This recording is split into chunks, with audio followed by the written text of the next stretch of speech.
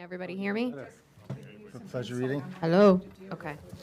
Awesome. All righty, everyone. Welcome to the Monday, March 24th, 2025 Finance Committee meeting.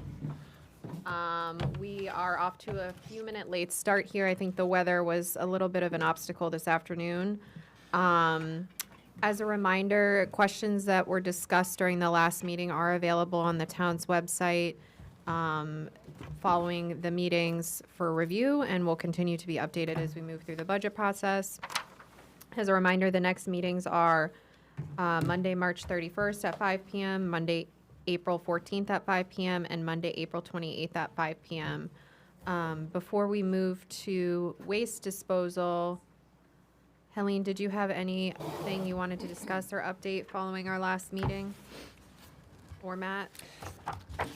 No, just as you mentioned earlier, we provided you with, in your packet, you have the more detailed information in regards to the fire department that with some of the categories that did not have an explanation on why the budget was going up. So put that information in a red line in those, and we printed it out so that you can put it as part of your binder. Awesome. Thank you so much. And Madam Chair, I know, excuse me, a follow-up as well on the two items on technology that we had spoken about, and just had a quick follow-up on that. Those ESO solutions and EIG constant.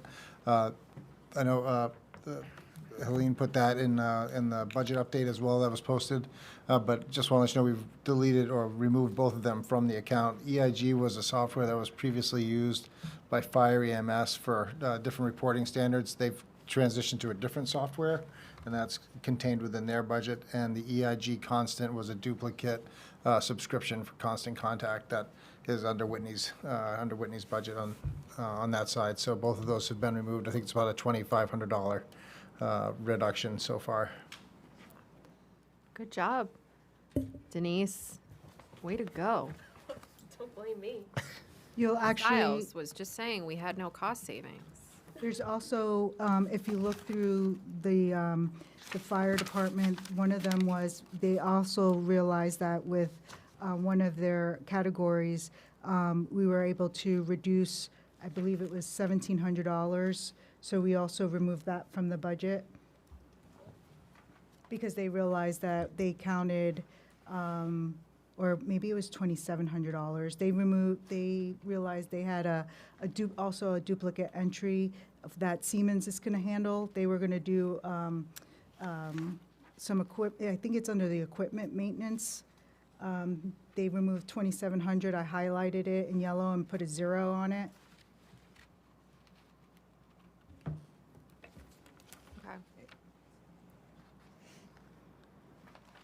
Can we quickly just go through the difference on pay for the fire department?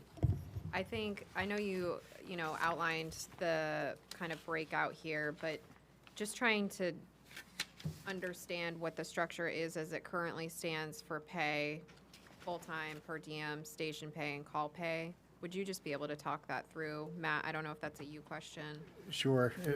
Yes, so if you noticed on the fire budget, there are, there's different classifications as well. So full-time is going to contain the chief, the deputy chief, the office manager, and 10 full-time firefighters that are currently on staff. So that's all the direct, let's say the professional staff that is there. The per diem would be staff that could come in on a call on a per day basis. So if they wanted to fill a shift and they wanted to use a per diem person, if it's not filled by a full-time person, that is could be filled by a per diem person, and that instead of forcing one of the full-time firefighters, EMTs, to come on, you can use a per diem instead, and so that's what the per diems are. So that would be at a rate for that person for the day. They're not a full-time employee, and when they can come in, or they're really an at-will employee for that shift. It's more cost-effective to use a per diem than it is to force an overtime, because forced overtime is at time and a half. per the collective bargaining agreement. So we're hoping by expanding the use of per diems that we can find a savings, at least on the overtime area, and hope that's going to be, or that's the strategy, not hope. Hope isn't really a strategy, but the strategy is to use that going forward for this year. And then station pay is when, for call company members, so that's the volunteer pay. But station pay is for when they come in for training or station detail that may be a planned occurrence.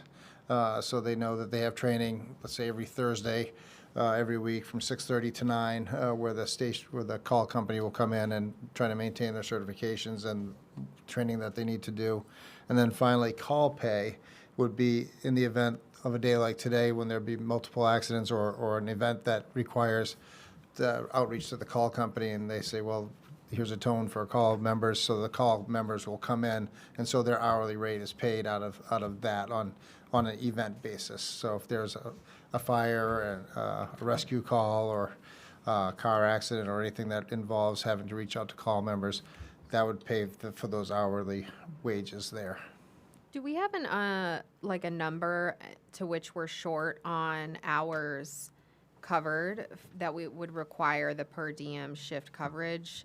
Just trying to understand, like, for example, if we have, a fire chief, a deputy fire chief, office manager, and 10 full-time firefighters, how many hours does that cover, and then how many hours are we short? Well, it's oftentimes if someone's got a vacation time planned, sick time Okay. planned, you would backfill at that point, so that instead of having, like if you knew, for instance, that 2 people were going to be out over a period of a couple weeks, you could use that unless full-time gets the first shot at it per the CBA. And then after that, if no full-timers pick up those available shifts, then you could actually go to the per diem, and you can schedule your per diems to come in and fill that. So they have a way that they've approached that to figure that out. But ultimately, that's based on what the chief's experience has been. And it used to be a greater level years ago. Per diems were higher utilized prior to the collective bargaining agreement being created. And then since then, the department had kind of pulled back from that because it's a challenge to not have it like often. Let me just say, a lot of departments use per diems. Cape Elizabeth uses only per diems, and because they're surrounded by multiple departments and they can get a lot of per diem folks to come in. And they can plan on that and they can schedule it. When you have it this way, it's more of a sporadic way, so they know that, if someone does call out sick, then it's a lot shorter notice to try to get a per diem person to come in. But there are folks, you want to build a roster of decent per diems to be available and say, okay, well, with a reasonable amount of time notice, you can pull somebody in to cover that medic shift or what have you. Okay. So, go ahead, Bob. So you talk about our full-time firefighters. They're actually not firefighters. They're EMT staff. They're not firefighting staff. When you have a fire call, that's a different group of people that respond. And out of those 10 people, at any given time, you only have 2 that are on duty, right? Possibly 3 on certain days. You'll have 3 that may be on duty, and other days there will be 2 that are on duty. So that'd be your 2 full timers, and then who would respond to a fire call or what have you, and they may be supplemented by call company personnel. So both the chief and the assistant chief have the licenses to respond as EMT paramedics, correct? Deputy chief is a medic. I think the chief is a EMT advanced. So that they can respond. They can respond. Yep, they can respond, and they do as well. Yeah. So this goes back to my thought process of so much of our calling is mutual aid, and we're all. It just strikes me as that, if you have an employee or someone who is employable, he meets the criteria, he should be able to fill it in Yarmouth, North Yarmouth, Falmouth, all the surrounding communities, and that pool, and when you talk about a pool of people, we should be all pulling from that same pool. There shouldn't be any lack of training or difference of training, because we're all responding to the same thing sometimes. Yeah, and I think there are opportunities there, Councilor Vale. Would be the way I'd look at it, to look at that. I mean, because there are departments that thrive on, like Cape thrives on having per diems, because they're trained up and they're good to go, and you know that they can provide that service. You know, they have to pass certain licensing, you know, to be a advanced or a basic advanced or a paramedic level on the EMS side of it, and then firefighter, there's different levels of training there too that you can have. But that's certification that should be transferable if you're in Cumberland, if you're in Yarmouth, or if you're in North Yarmouth or Falmouth. And then it's just a question of, and a lot of the per diems that you have, you know, could be per diem in multiple departments as well. So there should be plug and play. So I think what you said is pretty darn accurate. I think the going this next step further, the call company people, there should be no difference between whether they're responding to a fire in Cumberland, Falmouth, Yarmouth, North Yarmouth. I mean, you're If trained they're as a certified, firefighter, and you're likely to end up over there anyways, or they end up here.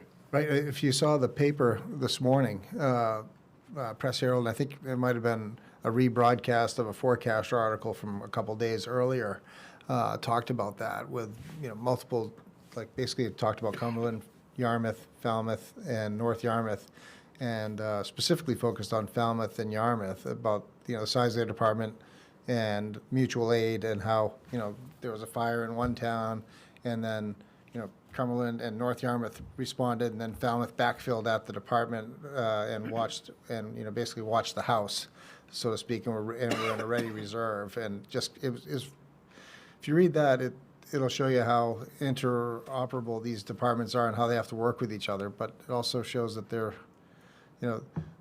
may be an opportunity out of necessity that is coming for all of us that we have to look at. I think That's Bill. kind of how I took it, at least. Bill Young had a question, or Mike? Oh, Bill? Yeah, that's fine.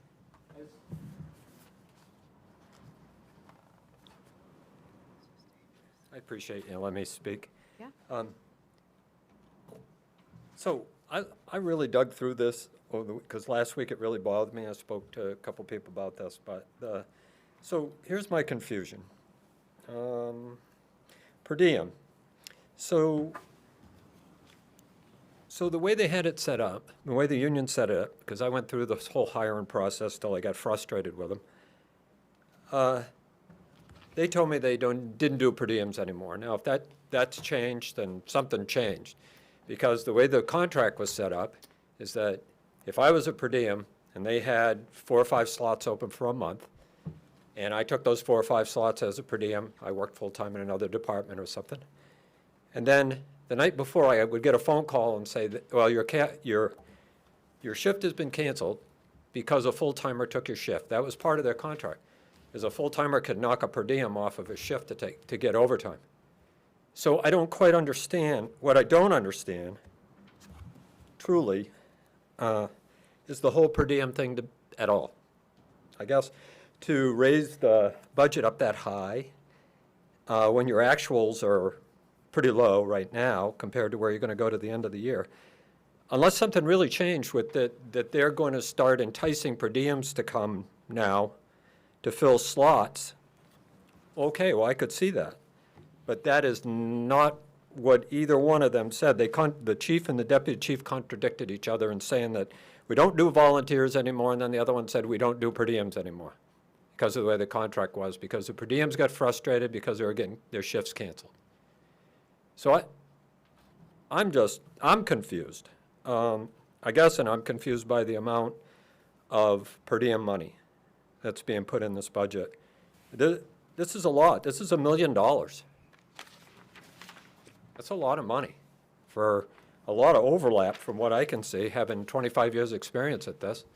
But I'll leave it up to you. That's my 2 cents on this.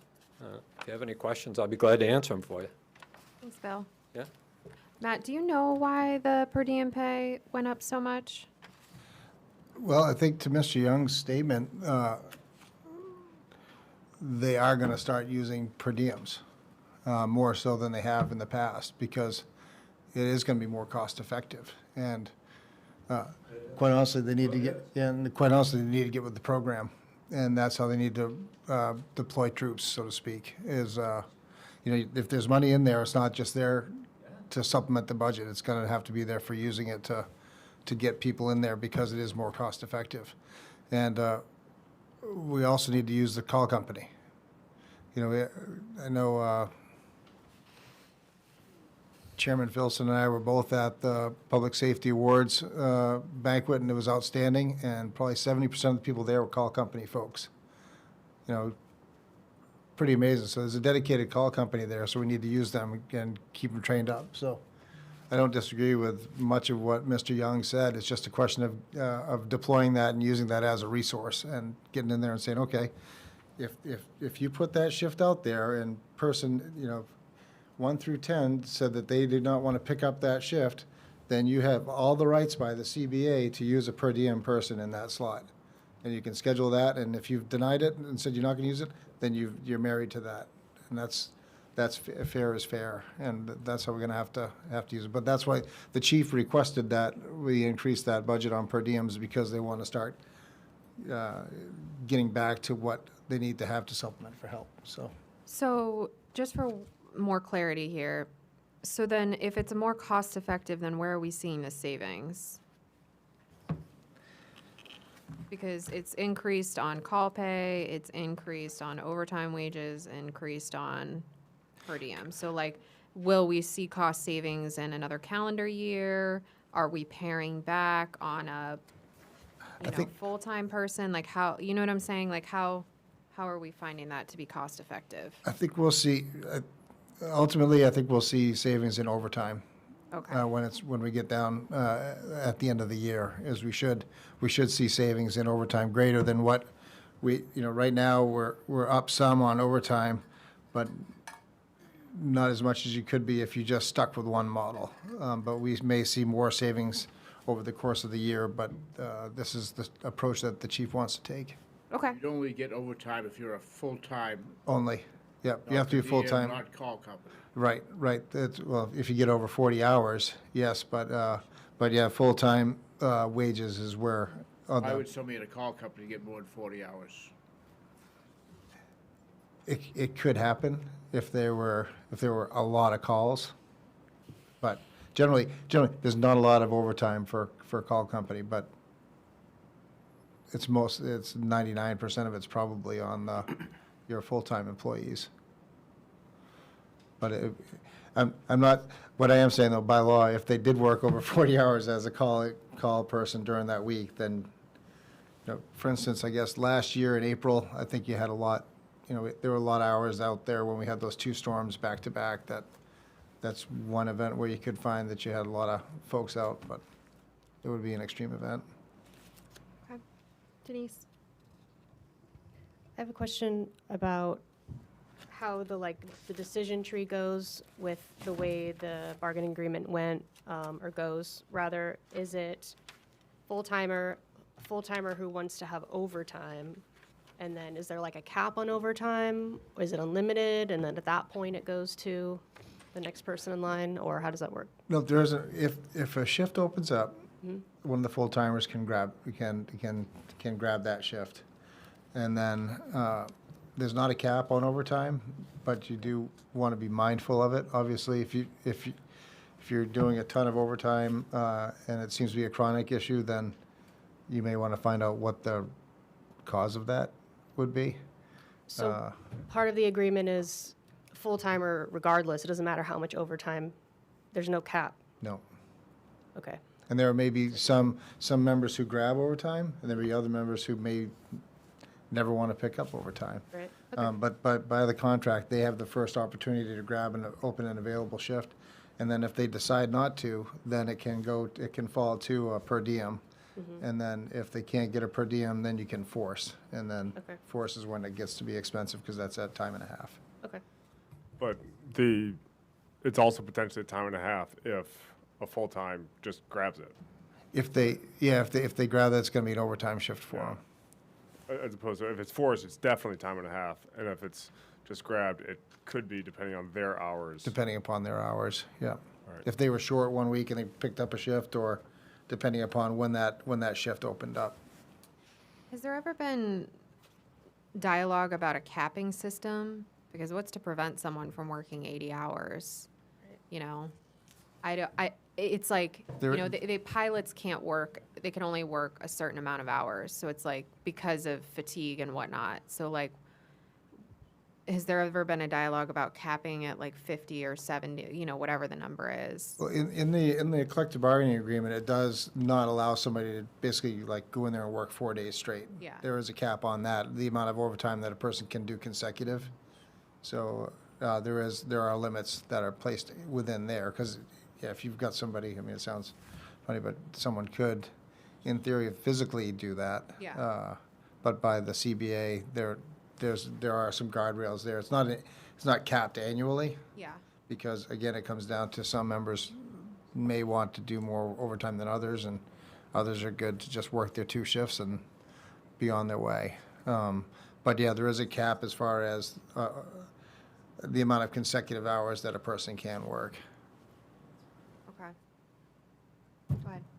From 2019 to proposed budget, we've gone from $527,000 of cost to over $1 million, almost $1.1 million of cost.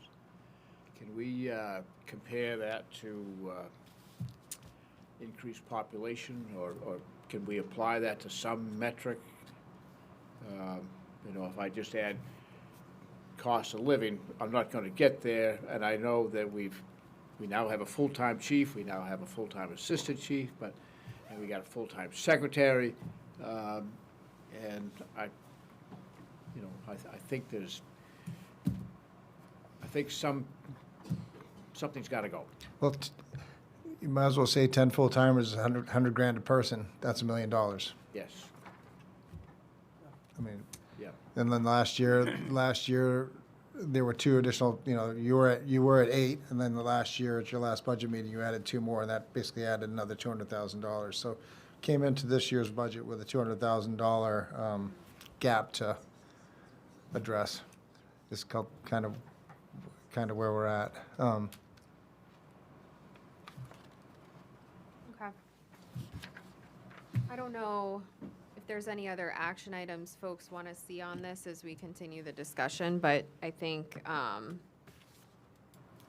obviously you toe the line between, and actually, Mike, what is your opinion on this?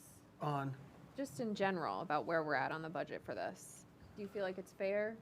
I do, Matt's spot on. I mean, that's the way, I think, when I'm going around different places in the state, $100,000 a person, Yeah. we're not overpaying. And per diem, I like it. You're not paying MPERS. You're not paying all this other stuff. You're not paying health insurance for them. Yeah. So I think these per diems, Bailey, they're a good way to fill slots and not increase our Overhead. full-time ratio. Yeah. Okay. Any other questions about this department right now? Not saying we can't come back to it again, but overhead, Beth. Just this last thing, per diem in 2019 was $250,000, and now it's, so we're utilizing less per diem. It's so maybe, to Mike's point, we should be dismissing some of the full-time staff and seeing if we can't fill that with per diem. Well, look what Cape did, Bob, right? I mean, Matt, it was all per diem, right? It's all per diem, and then and Falmouth used to have a lot of per diem, but about 5-6 years ago, I think it was, that they basically went full time. Yeah. They changed their model completely and went full time. And take a look at their budget. I mean, every town has the same thing, but their fire EMS budget went up substantially. But they looked at it, and for them, it was looking at a call company that was shrinking annually by a lot each year, and they just had to go to that full-time model was what worked for them. It depends upon community by community. It really does. If you've got a vibrant call company, that's a resource you want to tap as much as you can and cultivate it and support those folks. And Cumberland has a good long history of having healthy call company. The per diem model can be super helpful as a supplemental approach to what you want to do for delivery of services. If you get a good roster of people you can rely on and they're available and you can pull them in and they can work with folks, awesome. I mean, that's, again, with Cape, they're surrounded by South Portland, Portland, and Scarborough. They're all full-time, large departments, and people will pick up shifts, or, Westbrook, or that's kind of worked out there. Here in Cumberland, fire EMS is your largest budget that you have that sits in your book right now. Other towns, it could be, it depends, but the largest municipal side of it, the school still is the dog, and we're still the tail of it. But ultimately, that's your largest cost center right now that you have in there. The others run fairly efficiently, but that's also one of your largest on a personnel side too. So, but I think you want to find that sweet spot if you can, not enough.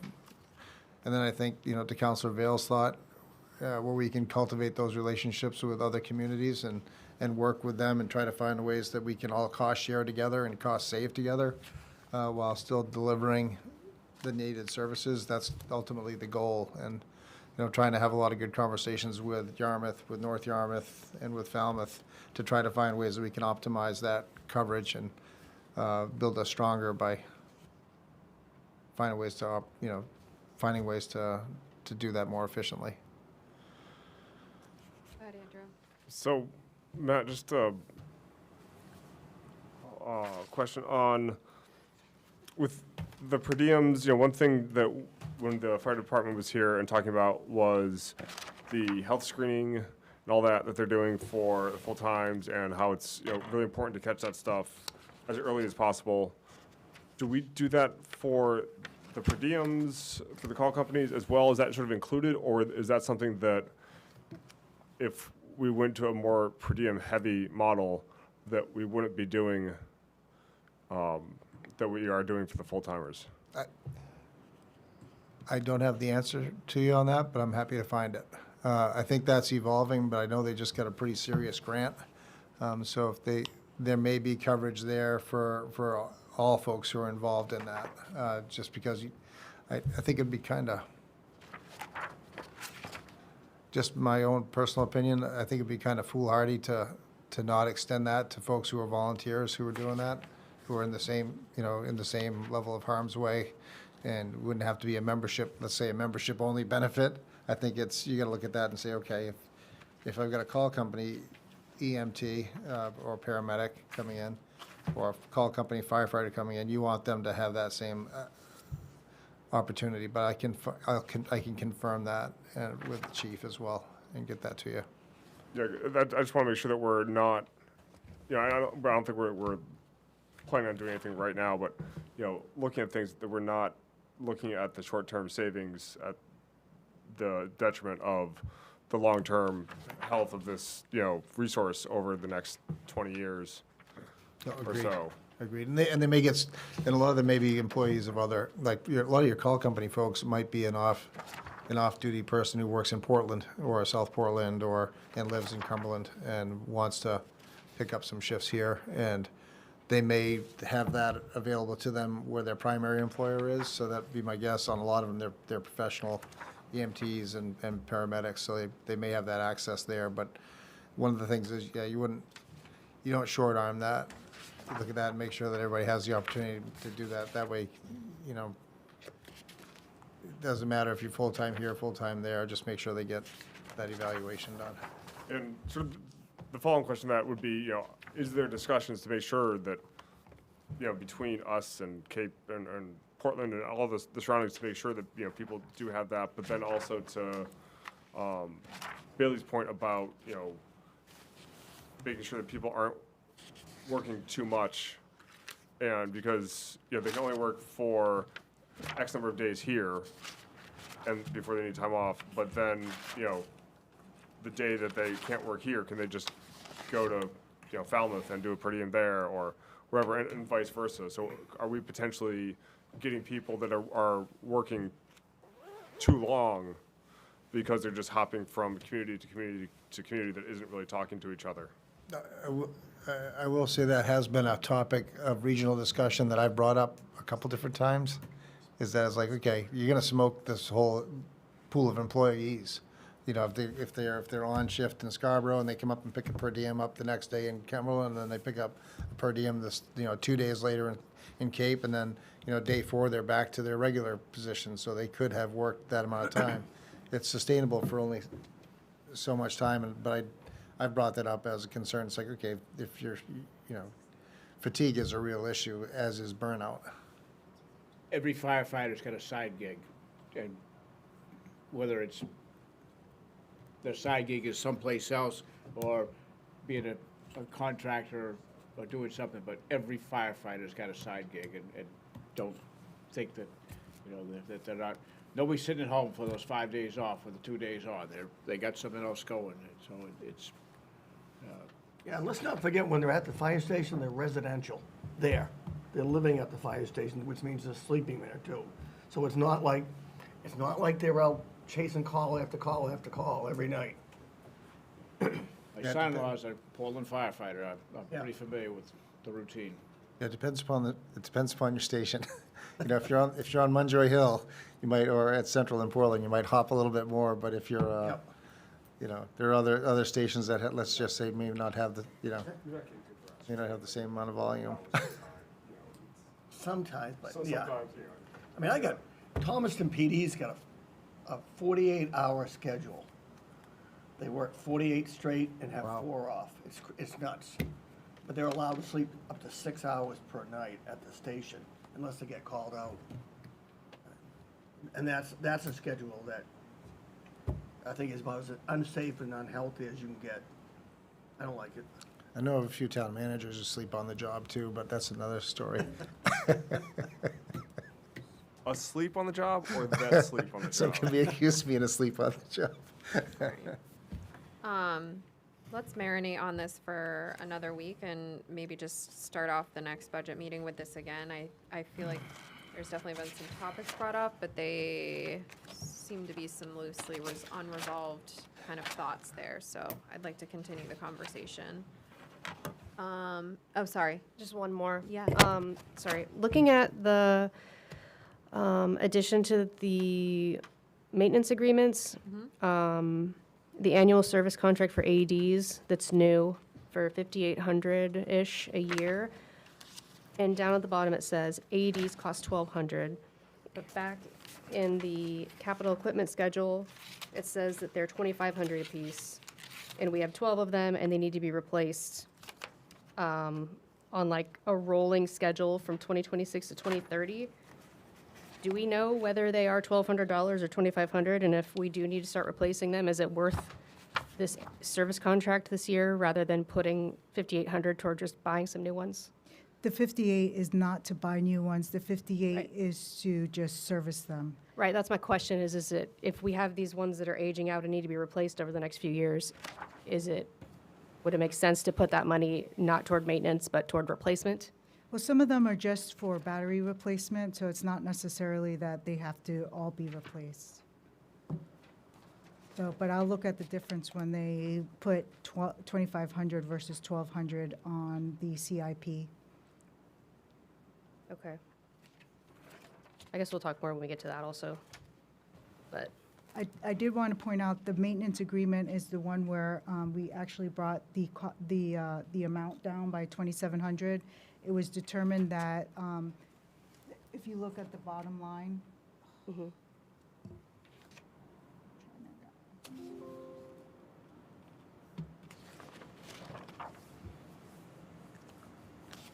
This is where they had put a $2,700 cost to do a cleaning of the condensers, not realizing that it overlaps with the Siemens contract. So when they went through this to put the notes in, they determined that we didn't need the $2,700. So that was taken out of the budget as well.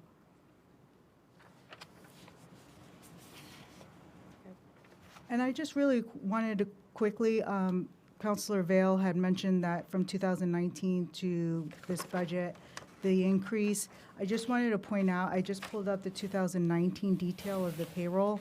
At that time, they had a part-time fire chief that became full-time in the middle of that budget year, so we only budgeted half of a full-time fire chief in that budget, and we only had 3 full-time employees at the time. We now have 10 full-time employees, so I just wanted to differentiate the budget from 19 to current. Just wanted to point that out. And that was why I asked if we could apply some metric to that, increased population, a increase in call volume, something that is a justification for that. Well, it's not a justification. He went from a per diem model to a full-time model, and I was just talking to Mr. Bolduc about, a little bit about it. One of the reasons why they went to that model, just for historical purposes, is our surrounding neighbors were going to a full-time model as well, and letting those fire personnel know that they weren't going to allow them to work per diem in other situations, which was leaving the fire chief in a situation where he was going to have a dwindling bucket or call list to come from to get his per diem, and that's why he was moving to a full-time model, was because everybody else was also moving to that model, which was going to allow for a shrinkage of available people to do per diem. I understand that. I think the piece that I'm looking at is we have a full-time chief, we have a full-time assistant chief, and we have a full-time secretary. We had none of those positions. And what is the need of a secretary when you have a full-time chief and a full-time assistant chief? So, you know, an explanation of what are the metrics that require these 3 people to be full-time in this short period of time. And again, I'm looking for a metric, you know, additional call volume, additional population. And I don't mean to belabor this either. I see what you're saying. It's just understanding what's driving the structure behind the model that they're currently using, which is fine regardless, but it's understanding, like, what are the metrics we should be following along with if, you know, in the next 5 years to make better decisions on increasing staff volume or paring back and being more per diem. So, like, understanding what are the metrics we're following along with, right? One of the things that, being on the county budget committee, you know, the question was staffing models and how we can look at those versus national staffing models and taking population centers and saying, okay, what is the proper staffing for X, Ratio. Y, and Z? Yeah. Police, fire, rescue, county services. Let's put some metrics to this so that, you know, we're not flying blind. Yeah, so like if we increase by 500 residents, then we should anticipate adding like a cost associated with population growth. So like adding another full-time firefighter if we have 500 more people in town, or what are the things we're following along with, right? Cool. Any other thoughts on this before we move to solid waste? Solid waste. Solid waste. All righty. Which one are we on? 320. Yeah, solid waste is going to be on page 14 of that packet, that summary packet.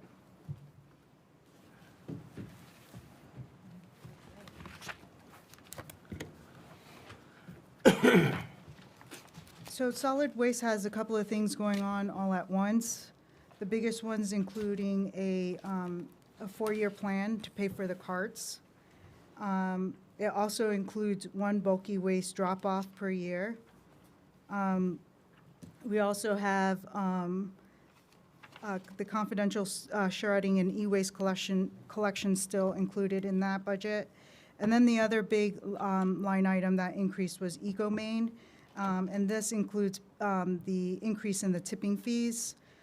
For garbage, it went up 10%, and for recycling, it went up 31%. What you don't see here is the other side of that.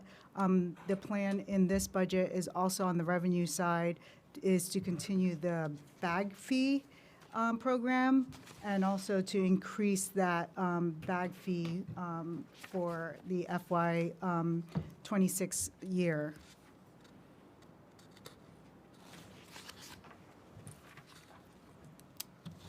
So if you were to go to your revenue tab, we can go through that real quick if you want to. If you go to your tab in your book where it says revenue, you'll look under charges for services. And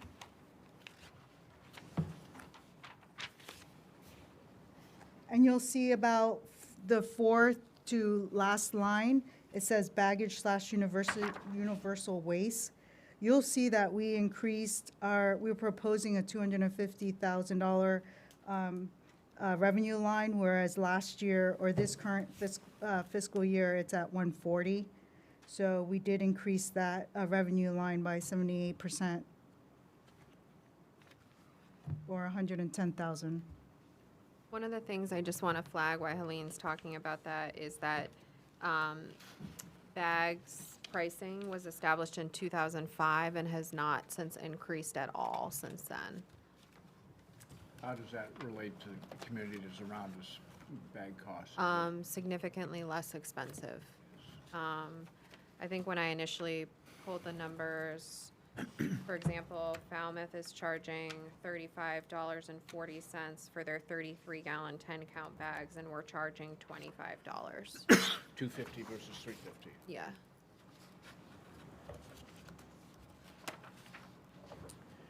And our proposed budget this year is to do away with pay-as-you-throw.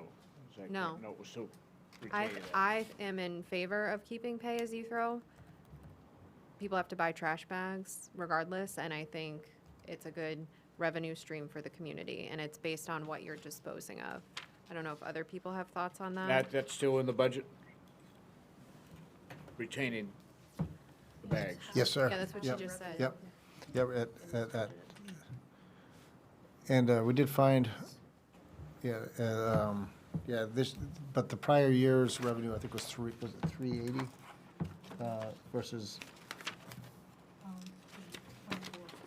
for FY '24, the revenues were 380, so that's why we tried to kind of find that spot in the middle and to see, if, when you do go to the different system, for picking up curbside, try to figure out year one, what that revenue estimate's gonna be. And after year one and the new, pickup model gets in place, how's that gonna react, and what can you anticipate for revenues going forward? And then year two, obviously, you'll have a much better benchmark established after a full year of seeing how that compliance or adoption in the marketplace is. Go ahead, Bob. Jumping ahead, I guess, a little bit. We have a lot of refuse containers, a lot of dumpsters. And we have one down at Stiles Way. It's empty all the time. Let's just get rid of it.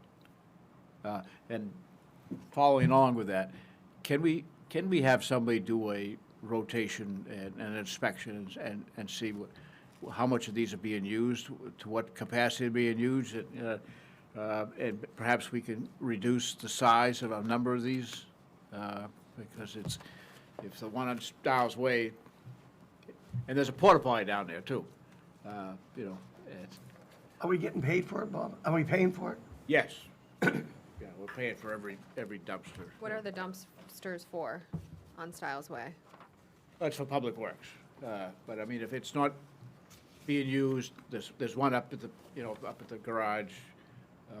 I'm just throwing that out there. Can we do an inspection and see which dumpsters get capacity every time they come to empty it? Which ones are half full? Can we reduce the size? Do we need one at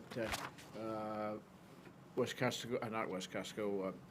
Cumberland Rec, when we've got the fire department right next door? Can they share share one? Yeah, we have looked at a lot of the dumpsters. The one down in Stiles Way is really, that's filled quite often when the brush facility is open. So some people come down with trash bags or whatever, they empty their leaves and they'll throw things in that dumpster.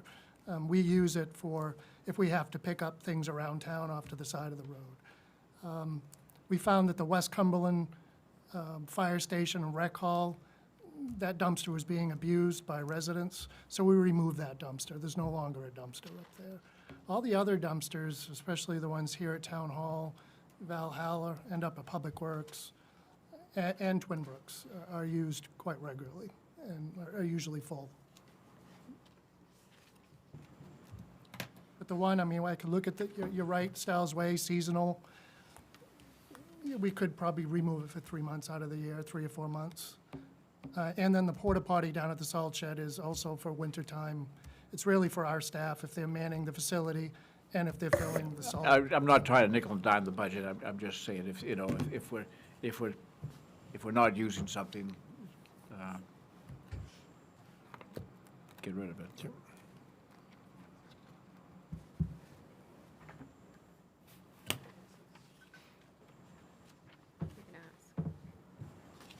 can ask. I've got a few questions on the miscellaneous expenses. We've got the brush dump passes, and the unit price is 110. Is that for the actual, like, printing out the physical sticker? Yes. Costs us $1.10. Yeah. Yes, it is. That seems like a lot. And how much? I just don't remember what the cost of the brush pass is. So, like, what's our net on the brush pass? We charge $40 for residents, $500 for commercial. Okay. And then in the advertising, I'm just like, what are we advertising for? $600 last year and $600 this year, but nothing before that. I was looking at that. I made a note in my book to probably remove that. When we had the hazardous waste and when we were doing bulky waste, we did a lot of advertising in the Forecaster, the Press Herald, and we've gotten away from a lot of that using our website, and residents have kind of got into the norm of we do all these events in October. So we're not really having to do a lot of advertising. So I looked at that. We haven't really used it for the past couple of years, and I probably will take that out. And I have a note for Helene to pull that out. And then the waste management, is that the 161 and change increase? Is that the EcoBane, the tipping fees? The solid waste pickup, the 161 increase, Yeah. that's for our waste hauling. That's for Casella. And that's really, that increase is due to, we're going into the cans, and that's the additional cost for purchasing the cans that we're going to be giving to residents and going to the automated system. So should we be looking over the next few years, this is a spike and then it should go back down?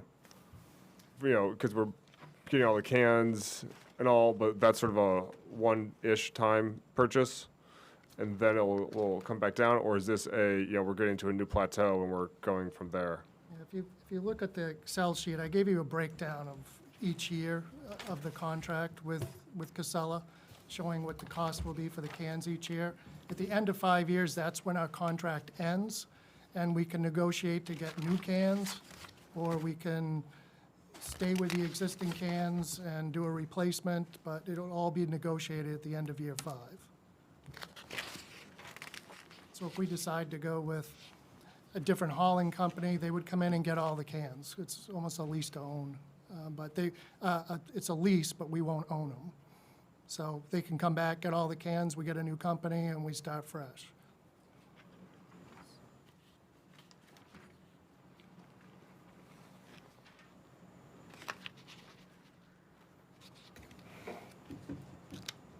This is just for one bulky waste event, correct? Yes, I only budgeted for one in the fall. Okay. We originally talked about having 2. The turnout wasn't overwhelming, Okay. so we can do 2. We would just need to budget another roughly $10,000. And just to, so we have budgeted 13K for one of these in the fall, and then, am I reading it right that if we'd, the Casella offered to do it for 47K? But that was Is for, that that what was the- for 4 pickups. Four okay. Yeah, 4 events versus the one that we're looking at. So that would be, so they had bulk waste on the Casella that would be the same thing, just them picking up first. It's not like, it's not a different service. It's not them, they're still not offering to go around and pick everything up curbside. This would still be collected at one point. Be a bulky item drop off versus a bulky item pickup, so which is a lot more, a lot more labor intensive to go around. They're not outfitted for it. But it'd be, yeah, basically a quarter of what the original proposal was. And do we have a rough idea on the AI camera possibility? Like if we need to go that route with, because some people are gonna think, oh, well, it's automated, therefore I can throw whatever in there and not use the bags. It's a live discussion.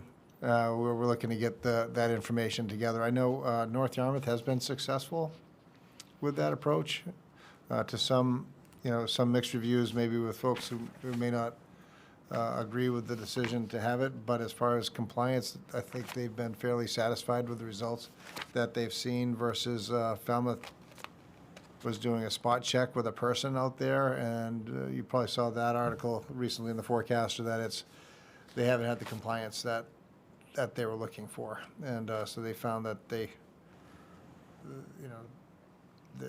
and they kept selling bags. So their revenues are down and the compliance is less. So the AI model has been seemingly between the two communities, that's been more successful based on, both conversations with both managers. Just to add on what the manager said, just kind of back of the napkin, we looked at this back over a year ago when we were discussing this, and we didn't really do a deep dive into it because we had talked about eliminating the pay-as-you-throw program. But just in recent conversations in the past few weeks, just rough ideas is the camera is roughly anywhere from $17,000 to $20,000 to put it on the truck, and then the AI would be about $20,000 a year moving forward to have someone monitor it and send us a report.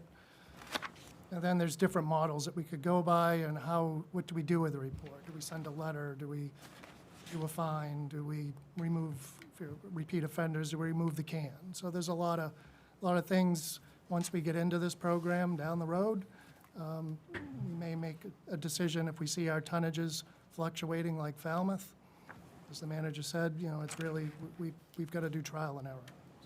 So for this, we would need to pay to put the camera on the truck and then pay Subscription. subscription fee, basically. More or less. So does Casella have a dedicated truck or trucks for Cumberland that they wouldn't use in North Yarmouth? Correct. When we sign a contract with Casella, they order a brand-new truck that just stays in Cumberland. So Okay. this equipment will go on this truck, and this truck is only used in Cumberland for the 5 years of the contract. Interesting. Okay.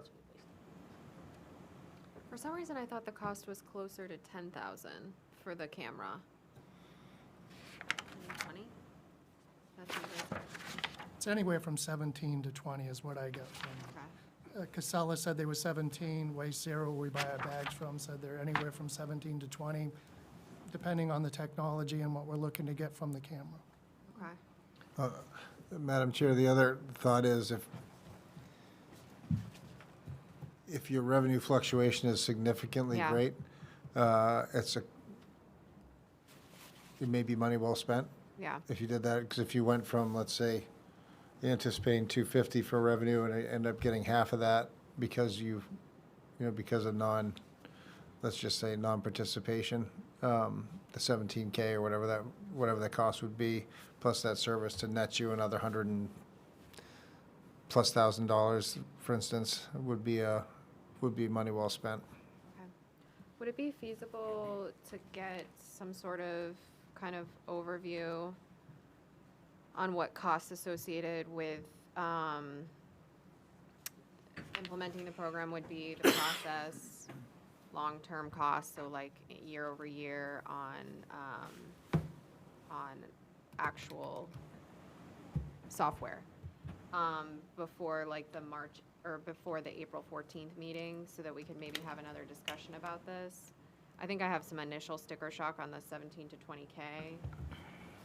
I was under the understanding it was much significantly less than that, but I'd like to just, I think it'd be worth a discussion at the council level and as we're moving through the budget process, or is that not enough time? That's plenty of time. Yeah, we'll refine it and get a full workup ready for council to consider. We can do Do we that. have a sense of what other communities have for compliance, whether, 10%, 15, 20%, and, Yeah, if I can get decent numbers from, really, North Yarmouth was the test subject when it comes to this. So I'm meeting with Diane Barnes tomorrow, so I can just say, if we can get some decent data to put in and have that as far as compliance and what they're looking at, because I'm sure they have reporting that they've received from this test side of it.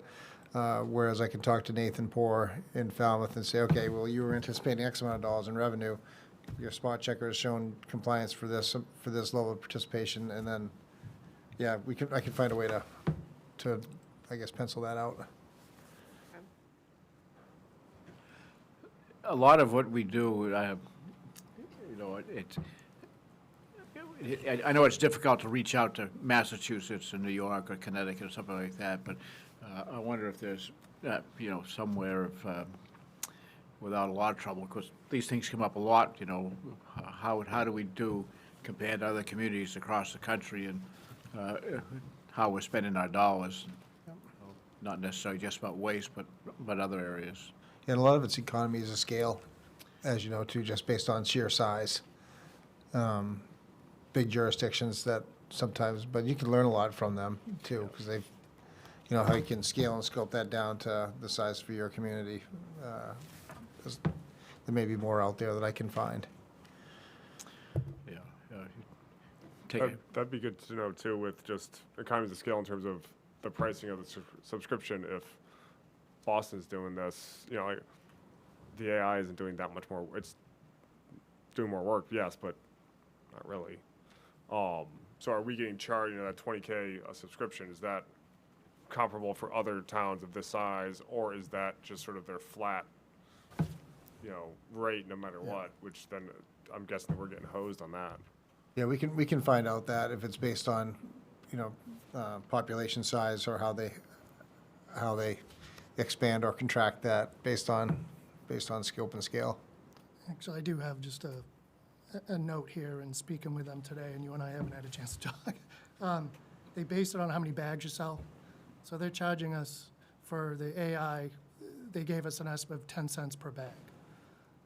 So we've got about 200,000 bags, it's $20,000. If we have more bags, we start selling more bags, then it increases, or it's less, it decreases. So that's what they were basing it on. Back to your point, Councilor Douglas, about bag pricing. It's funny how that circles back around. Yeah. I know it's like a tough thing, the bags, and I go back and forth on it, but it is a good revenue stream for the town, and I also think that it's a good way for people to be cognizant of what we're disposing of. You think a little bit more about it when you have to pay to throw something, so. Well, if you look at your eco-main fees as well, I mean, because your your municipal solid waste rates are increasing, and they're just going to increase, just because there's infrastructure investments that eco-main needs to do into their own plant. There's expansions that are taking place over there that they need to fund. There's debt service that they need to address, and then also landfill decommissioning that the town has to contribute to. So those are all part of their numbers that we see that, and plus the recycling isn't the market it was 20 years ago. Cardboard, plastics, different plastics. cleanliness of plastics, what you're doing there, those revenue numbers have changed dramatically, and they fluctuate wildly, even when they are usable. So hence, you see that there's, 15% increase this year on Eco-Maine. That's not going to change anytime soon. We'll probably be looking at that for a number of years. They were flat for a number of years, and then now they're looking at in a bit of a growth area. But they have expenses that are shared across. We're Cumberland's fortunate because we're a member community and owner community, so we have a little bit, a little lesser than say others who are outside of it, who may just be a contract community. So we do benefit greatly from that, but still the cost of waste is only going to increase as we go forward, just that's just where the system is right now. So there's less and less places that you can take waste to, and so there's a lot of challenges in that whole marketplace. Go ahead, Denise. So the way it's increased, the unit price going up $10 for tipping fees annually since 2023, do you anticipate that it'll still be that same rate? Or is it going to be exponential, like on those fees? Or do they have a plan? There is a outlined? plan. I think they're looking, but you're probably looking at the next 5 years, you're going to be looking at least moderate increases. Would you say that these have been moderate so far? So it's just continuing that trend? Yeah, I think they tried to close some gap 2 years ago when you probably saw the greater increase. I think it was 2 years ago would be last year. I think was when we saw a pretty good increase last year, and then this year as well. And then you'll probably see it flatten out. But 3 to 5% increases annually you may see on the waste side of it. Okay, and on the advertising and solid waste page, under waste management at the bottom, there's a table. Is that fuel escalation real? It was 1,200, and then in 2024, it went up to 12,000. Is that an extra zero? Is that real? So that's a pretty big jump.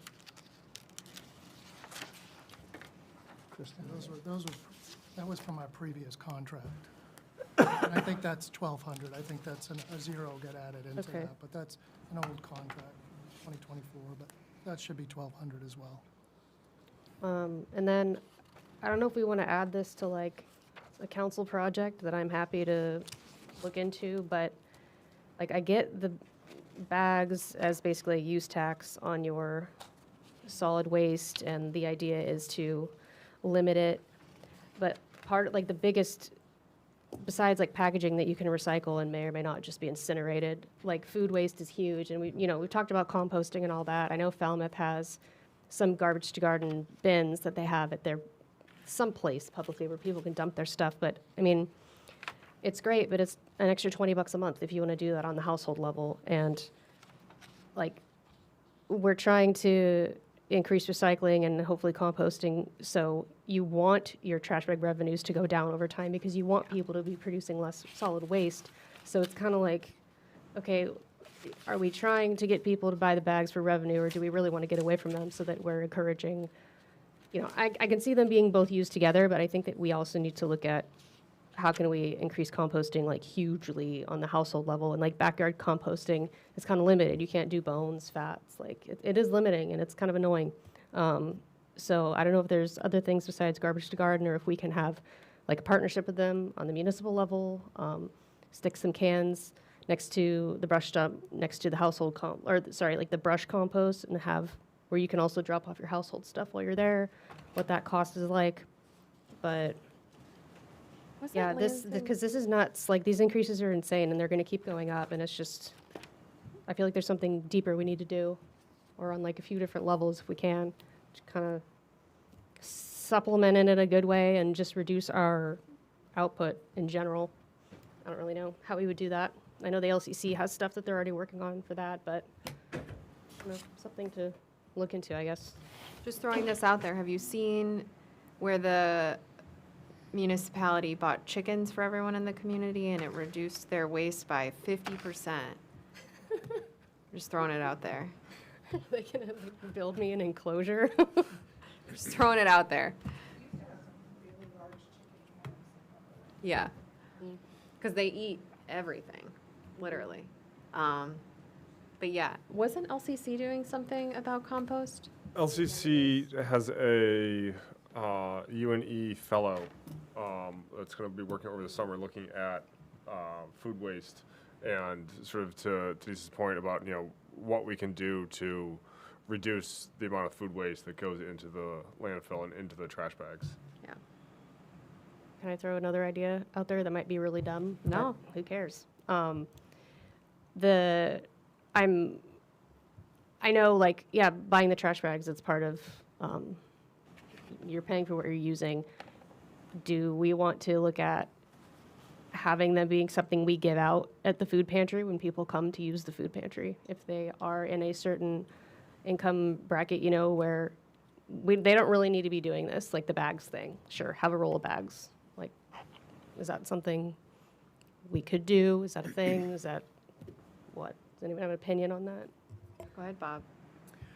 I think you've raised enough issues that we could form an ad hoc committee, Trash committee. trash committee, whatever, and report back to the council. We can get some volunteers who want to have an interest in, how we can recycle better, whether we can expand the use of Stiles Way, whether, you've raised enough things here that it's beyond the scope of the budget committee. Yes. So LCC Sustainability Committee might be a good, let them form a subcommittee and have a Be a good- throw at it. could be a good charge to take a Yeah. look at. Andrew, that's on you. Any other questions about 320? Before we move on? So the next grouping is going to be Valhalla. So what we'll do is we'll look at them individually, and then last week's packet in your agenda, I provided you also a net report so that you can see it on all of the cost centers related to Valhalla together. So the first one is Valhalla Clubhouse. As you know, this is that section of, that we had recently took over that, and so this budget reflects the expenses related to that part of the building, as well as some of the smaller miscellaneous things that we do overall in the Valhalla area. As you remember, with the electricity budget, that budget we used to offset the solar field costs, and so we take that and just move it over. And then for the building maintenance line, we did increase it as well because we are planning to have the Siemens contract. And the Siemens contract for the Valhalla is for the whole building, not just the clubhouse section, but the three pieces of what makes up Valhalla, which is the clubhouse, Rachel's, and then the pro shop.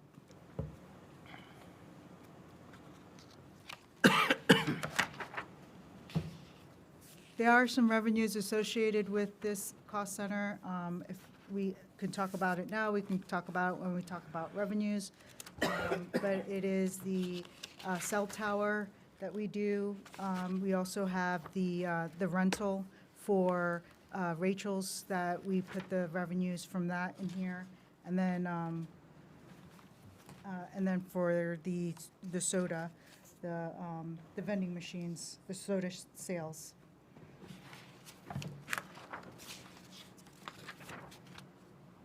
What are those under for revenues? It's 0035, so it's at the bottom of page 1 of revenues and page 2. It's going to be any cost where your first 4 digits are 0035. That's everything related to the revenues for the Valhalla Clubhouse.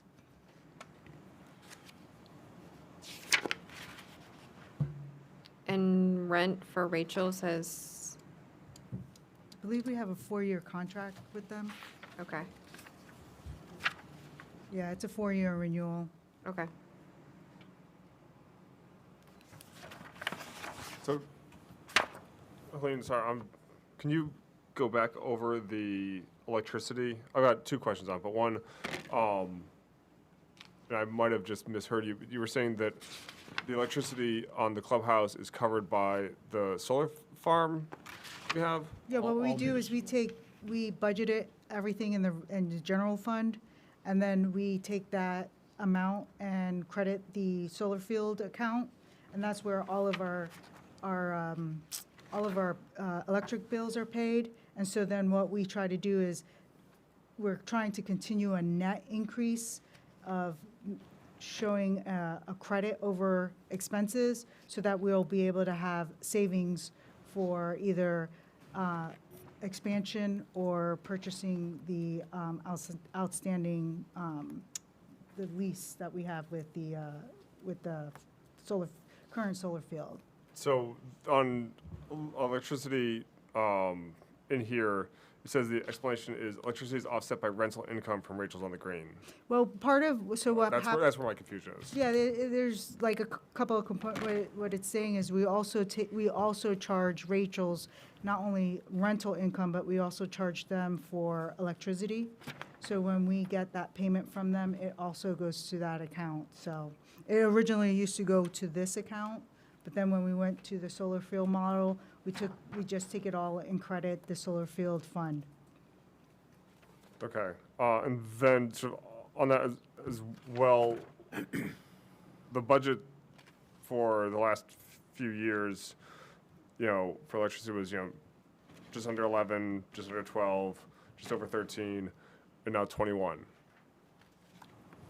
What are we expecting a lot more energy usage? Well, what happened was when the initial increase in CMP, when they increased that, their kilowatt rate, we did a lag on the clubhouse one, so we're trying to catch up to that. So that's why this one's seeing a larger increase over the other areas. So that's why we're just trying to equal it out to make sure we're saving what we believe in kilowatt hours, what that cost would have been that we would have spent. Okay. I want to follow up on that electric. I'd like to see a comparison of actual kilowatts used, because I think it would be better to understand it from my perspective, because I'm looking at the jump in cost there, and the heating fuel is basically flat, and so, if we had more heat pumps, I would expect that electric usage to go up, but so if we can convert this to kilowatts used, I think it would be easier to understand, and I think there's a 4-year kilowatt average. a Which they're 4-year going, kilowatt average. yeah, which they're going up. No? It's not going to translate. What we're doing is we're paying ourselves so that we can also credit ourselves towards the solar field. That's what we're doing. We're trying to keep up with the potential of what we would have paid in fees and giving that savings to ourselves for the solar field fund. That's what we're doing. We're basically we're trying to offset what we believe we would have used and spent to use it towards investing in our solar field fund. You've lost me. You lost me. So we're billing We as a ourselves- community Yeah. use X number of kilowatts. Our solar field produces X number of kilowatts.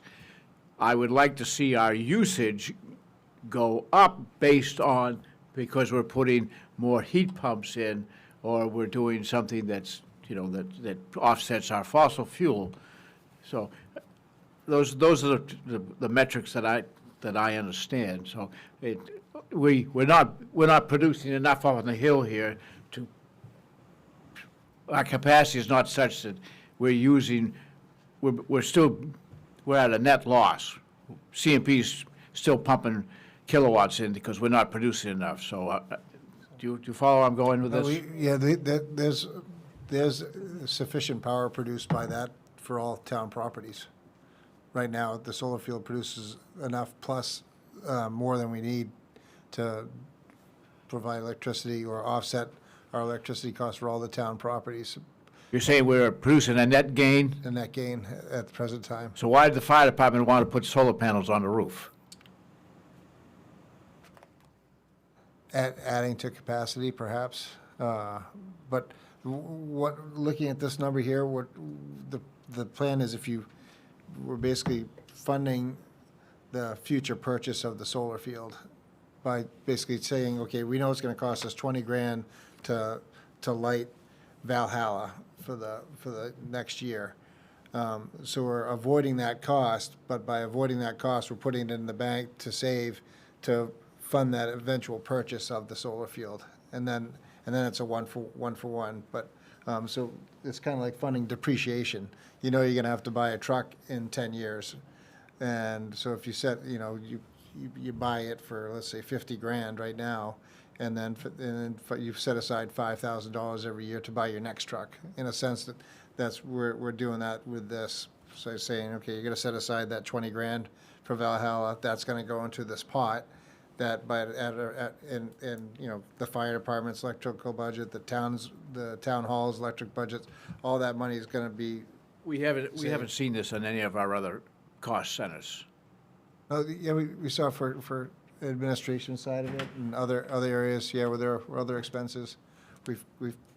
There's an electrical allocation there if there's. I think she was flagging too that the increase was delayed at Valhalla, so that's why we're seeing such an incremental jump, is they had been progressively increasing their other bill backs over time, like each fiscal year, and they had not subsequently been doing that for Valhalla, so we're seeing a larger increase this year because they're adjusting them to market rate, right? That as well, yeah, the kilowatt hour rate of what it was, yeah, that has increased, but using that to fund, the eventual purchase. Basically, we're paying ourselves to eventually buy that. All right. I'm better. Feel better? I feel better. Okay. Great time to walk into a meeting. Perfect. The telephone is new this year. Tell me more. It was accidentally being charged to the municipal building, so we're making sure that we charge it correctly to this cost center. Do we bill Rachel's back for it? No, this is the portion that has to do with us. There are certain things that are split out, such as the internet and the phone. They have their own internet bill and their own telephone bill. Okay. Denise, sorry. Just clarifying that last bit about electricity. So this entire line in the electricity budget, all of this is paying ourselves, or is just some of it? Okay, cool. The whole thing.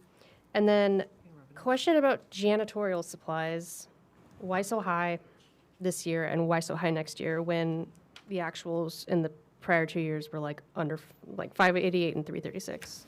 Well, we just recently took possession of this building, and as the usage and rental of this part of this facility increases, there'll be an exponential cost to it as well. Okay. One thing on Valhalla as well, in case you didn't know, it's one of those things we work with the school on. So we pay for the janitorial supplies, but the school provides cleaning for us for the Okay. facility.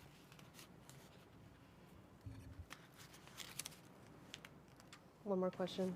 Yeah. On the building maintenance and like general maintenance on interior and exterior, I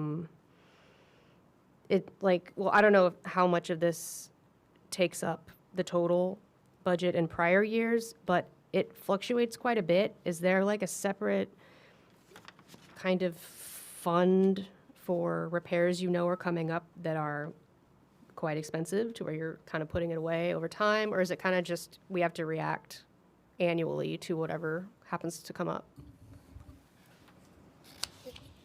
Yes. If that's To an which answer. one? Yes, Both. to Okay. both. It is an aging building. Okay, yeah. It is reactionary, but when we get to the pro shop budget, you'll see that we budgeted an expense of $50,000, hopefully to be taken from revenue to start building up a fund Okay, cool. to take care of these issues in the future.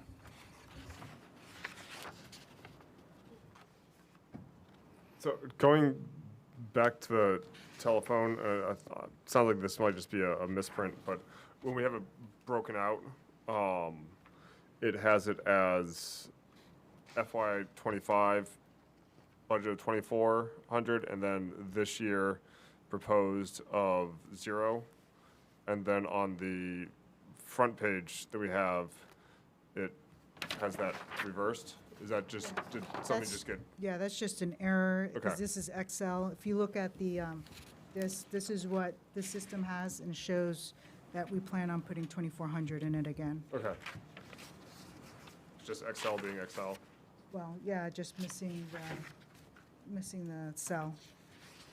Operator error on my part. And then, in Soda, what sort of happened there with, it was going along and then it went away and now it's back? Yeah, I really can't speak on the current year's budget, what happened to that amount. So Okay, why it wasn't budgeted, I'm not quite sure. Because we always make purchases, so I can't speak on that. I just made sure that we did rebudget for it.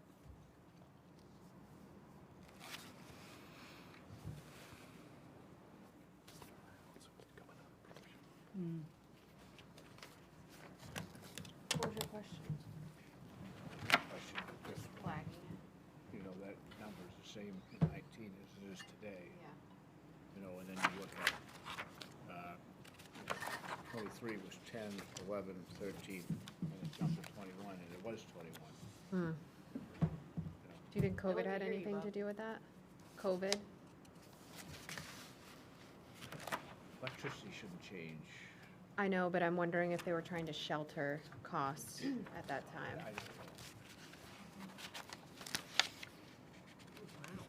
Yeah.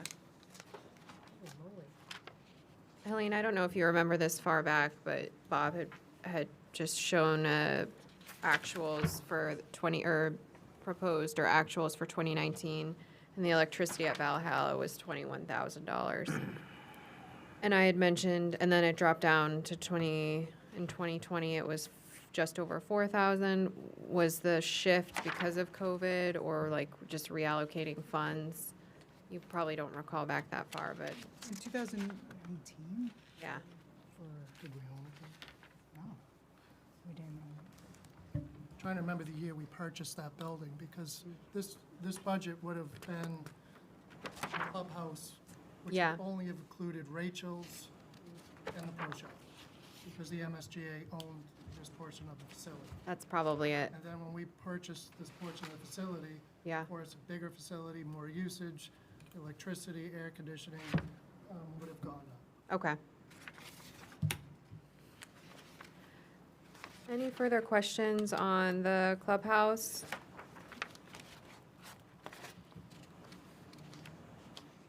Is there opportunity to make more money here? Rentals?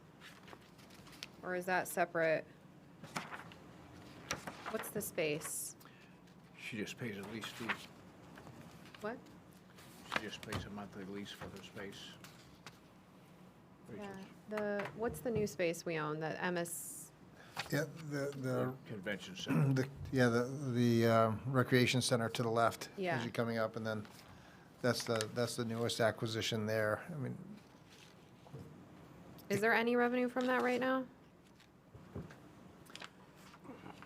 People can rent it. there is some, yeah, people can rent it. There is some revenue that can be generated and is some. I think that comes under recreation, that, the rental of that. No, it should be here. Yeah, it should be here under Yeah. revenues. I don't see it anywhere. It's under It's that. because the Lions Club wanted to use it, and my conversation was with The rental. with rec income. department. Right now, the only, it would fall under the rental income, which is the 00350560. Okay.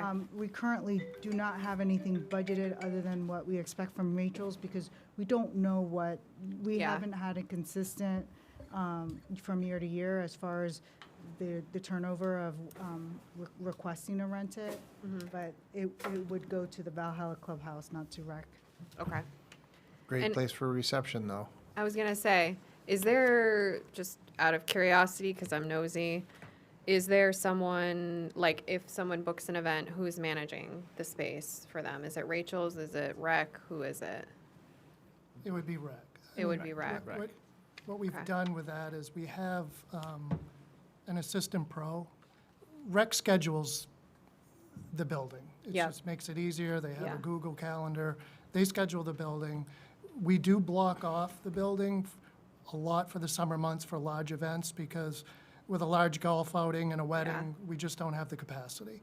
Okay. But we have an assistant golf pro that makes sure that it's ready to go for the next outing. He works through the winter, making sure that it's plowed and the sidewalks are clear. And so we have someone keeping an eye on it, so someone goes in after the event to make sure that the bathrooms are fine. So we do have someone keeping an eye out on the facility year-round.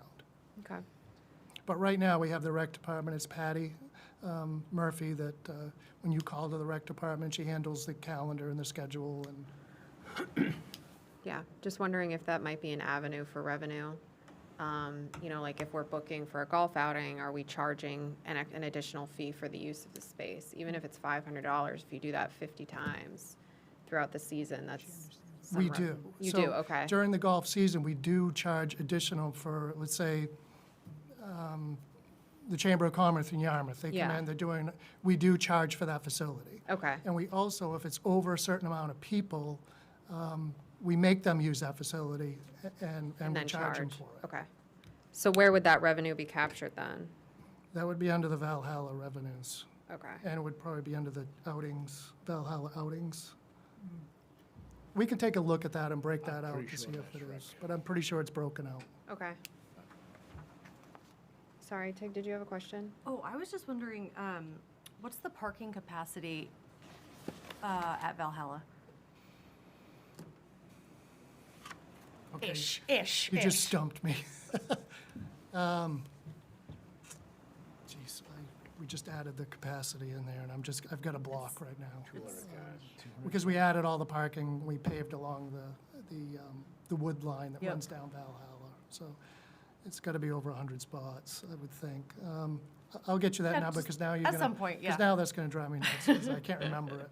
And now it's more defined, you know, since the paving and striping last year, and so it's got shape, which helps. Oh, I think totally. it'll definitely help in the future. Yeah, Andrew just brought up a good point about EV chargers potentially being there at some point in time. That could be a good location. It seems like the power infrastructure, oh, yes. I'm just going to mention, the OVA's 55 group put on by the town meets down there several times a month, so there's quite a bit of activity there. Yeah, And if you're not aware of it, that over 55 meal they put on the last Monday of the month is well-attended and a good deal. Dylan does a great job on that stuff. yeah, So you should be aware that that's, yeah, so. amazing. I'd She's love here, to yeah, hear it. she's here now, yeah. I'd love to hear it. Sorry, I lost my train of thought, but EV chargers, Andrew was saying, and it could be another good location just because of time spent at the facility, you know? Yeah. Something to explore down the road. Still haven't found out where the school is putting their old EV chargers. Dumpster? In a dumpster? I hope not. All right. Any other questions? All right, then I guess we'll move on to 360. 360 will be your course section. This is Toby's and his crew, where they go in and maintain the course. So that's what makes this piece up.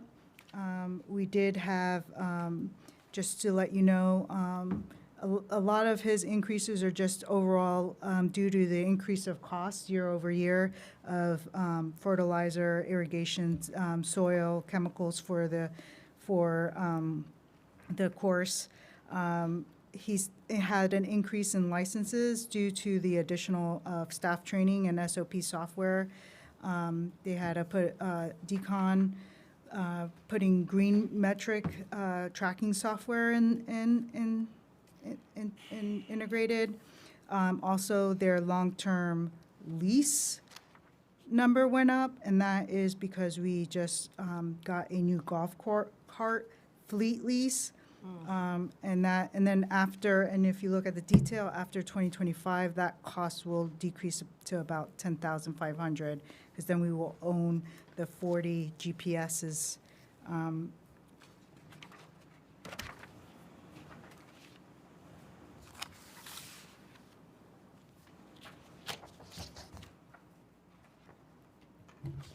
So, I'd just like to say the diesel, it's nice to see, and again, I appreciate the call-outs of why something's changing. The decrease is due to mowing less with increased native areas, It's- and the use of larger mowers. It's due to larger mowers, not mowing less. Well, Yeah. yeah, if we can do what we can to increase the native areas more, I would like to see that, but as a non-golfer.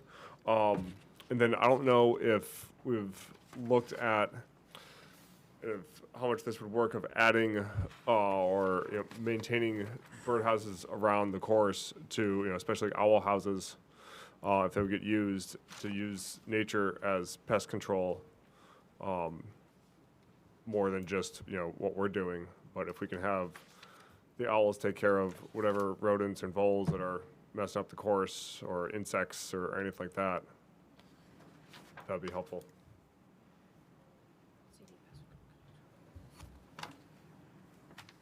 Do you know the locations of the porta potties that are denoted? Are those just on the holes, or where are those? Yes. Yeah, the cost per unit, I thought was high. You'll see the same for Twin Brooks. One thing that we did fund in the last budget was the building a bathhouse at Valhalla, and there's a location, I think there's 2 to 3 other porta potties along the course.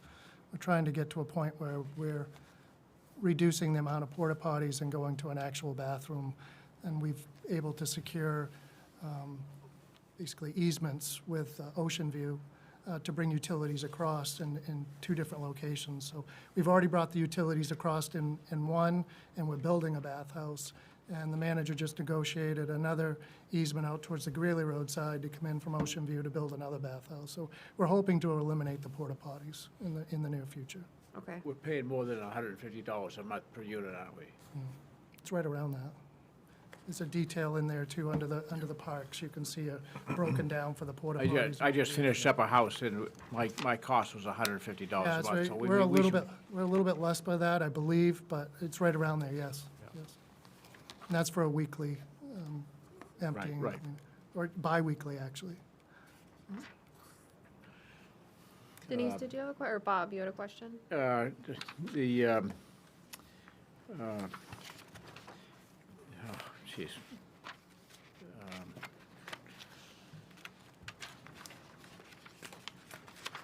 Yes, I did.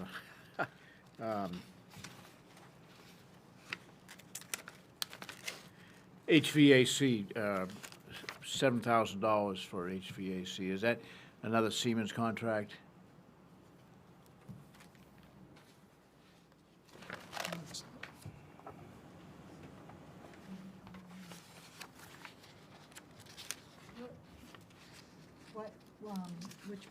What page header do you have?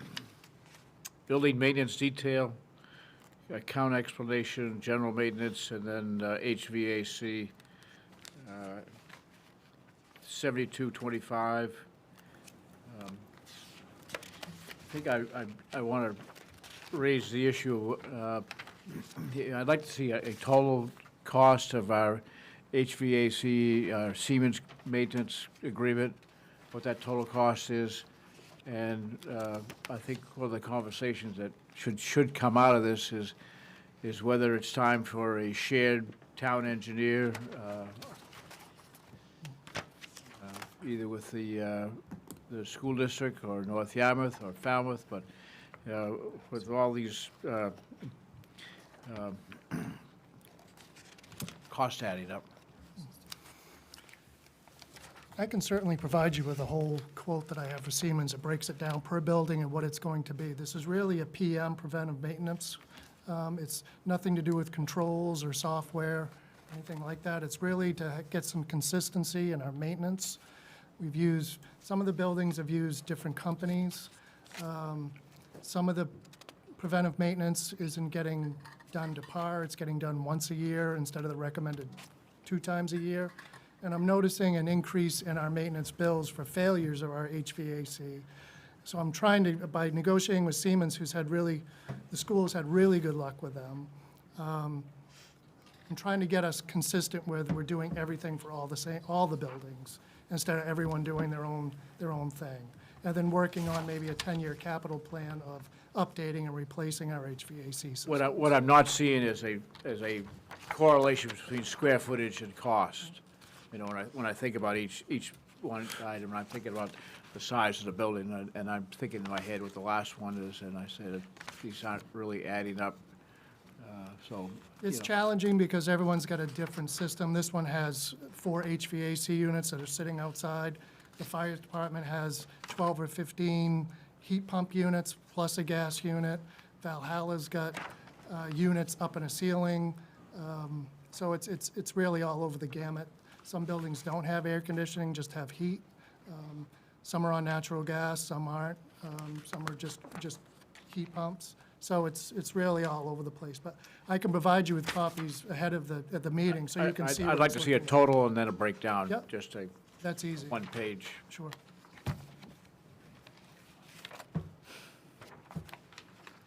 Go ahead. Denise? Is there a kind of long-term plan for Valhalla as far as, I see all the different types of, fertilizers needed.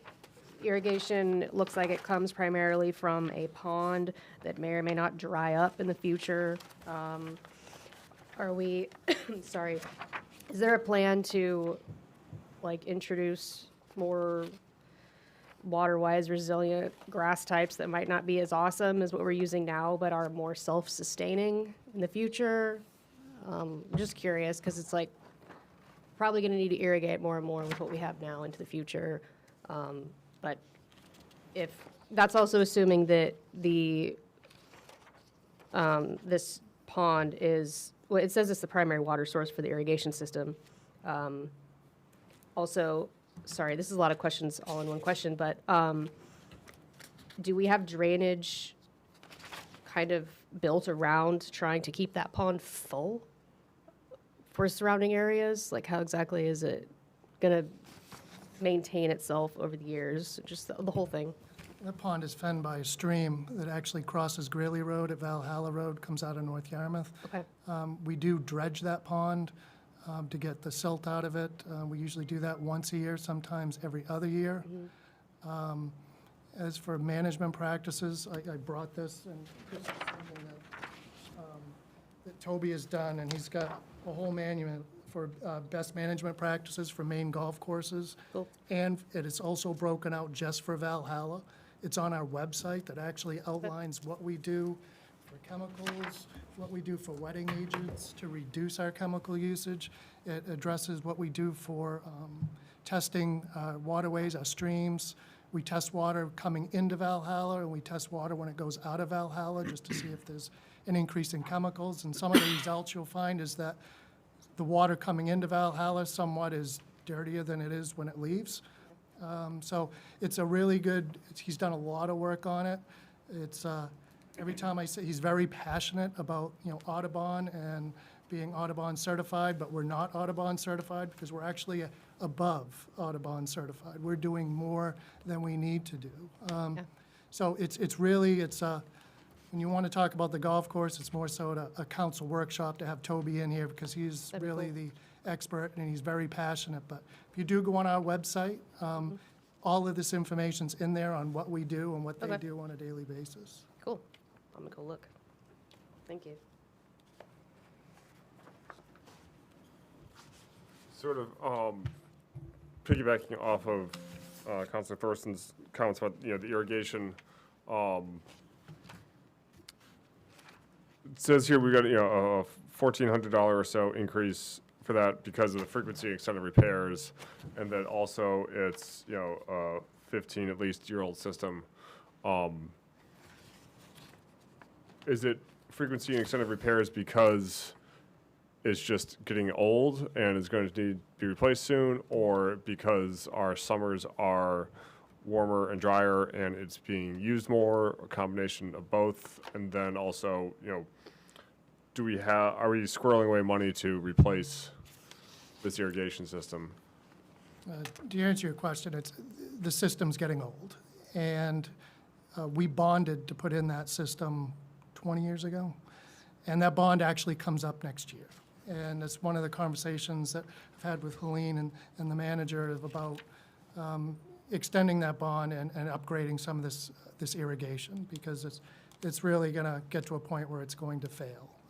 They go through and we have big compressors, we blow out the system every year, we buy foam, we put foam on all the heads. They're doing everything to make sure that this system is maintained and taken care of. But as it is, it's going to get older, it's going to start heaving, and the maintenance cost is going to get higher. So we are planning for the future to put a bond in to replace the oldest system on there. So there is a plan in place.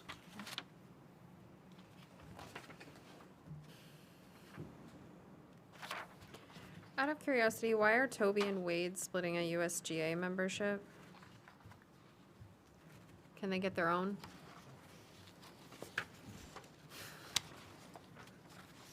I'm not sure.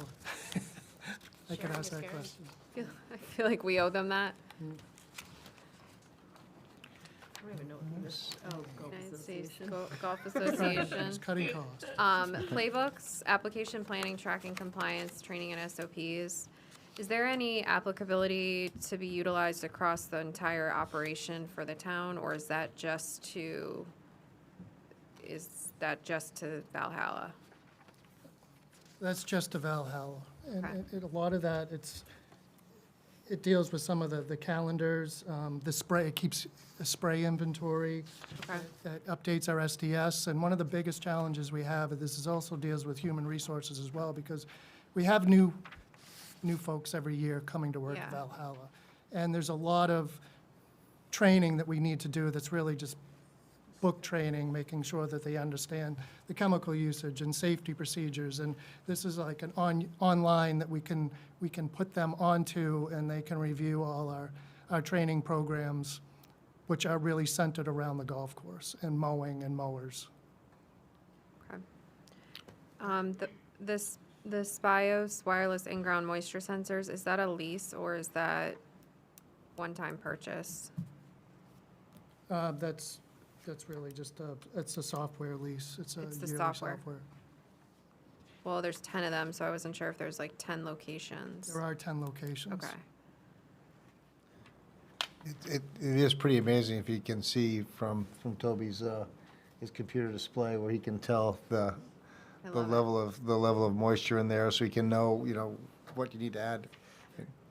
If you could spend an hour with him, it's fascinating. I mean, the passion he has for the course, but also the knowledge that he has and applies to it. It's just, it's amazing. He can, if he knows what that moisture count's going to be, he can tell you how fast the green's going to be.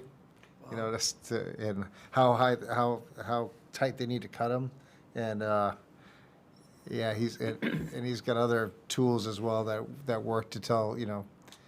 He's got this one little tool, like a ball, like basically a golf ball that's a sensor that he can, basically set it at a specific point on the green and let it roll, and it'll tell you how fast it is and if it needs to be cut or if it doesn't need to be cut, what the moisture level is, and so for these competitions, I mean, they can really dial that in like a Ferrari by the time it's ready to go. Yeah. Make it brutally tough, or know what the level of play is going to be. Love it. Does anyone else have any questions about this cost center? Sort of. Denise? I remember John Jensenius talked to the council a while back about another lightning detection warning system.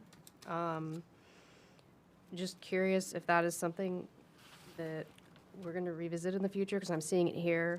I guess, what do we have? We have one of them currently, just one? Yes, right. it's on the roof of Valhalla. And the ask was to add 2 more, I think it was, and they're $5,200 apiece. So, I mean, just something to think about, looking at that, and I expected it to be more expensive, to be honest. The ask was to 5,200 add them to different locations, such as Twin Brooks. Right, and- yeah, for kids and the sports and Correct. stuff like that, for the lightning events. So yeah, just, not a question, just an observation, that I see it here, and I remember what this is now. I know part of the conversation, like last year when, if you remember when Julia Gagnon performed up at Cumberland Fairgrounds, we'll use that to help us across town-wide. And I know Chris was texting me while I was up there saying, I think you're going to be okay, because they were tracking it at Valhalla. If they were going to be able, if there was a window that was going to be able to pull it off, and it was dialed in that tight that, because it's kind of like one of those things. If you get a soccer match at Twinbrook, as soon as the protocol on that is if you see lightning, you've got to wait at least a half hour. And then if you hear thunder, you've got to wait another 15 minutes even after that until you know that it's not going to see it. And then if you see more than a couple, then you got to cancel the game entirely. So in that case, they use that to determine, get everybody off the course, or other departments I know as well reach out to Toby to say, hey, we're thinking about having this event. What does this look like? And he can, and I know staff communicates pretty well just based on that one, even just that one location. It's pretty fascinating and useful. I do sort of recall us talking about having the equity across town, right? And that ties exactly into what Matt said, but there's also games happening in West Cumberland, and, there's also Broad Cove, right? And so it's kind of like, if we're gonna do it, you kind of want to also consider making it equitable across all sections of town in the event that someone from staff isn't able to They're not able to communicate out, monitor right? it, yeah. That's not to say we shouldn't do it, but. John's pretty amazing in the lighting department. All right, anything else? If not, I think we should end there. I don't think 10 minutes is enough to get through the next section, so we will wrap it up for today. So, Madam Chair, just for keeping the scorecard at home, will we start at Pro Shop next week, or? Yes. Okay, good. Just wanted to make sure that we're all on the same page. So thank you for that. Thanks, everybody, for tonight. Thank you. Sorry I was late.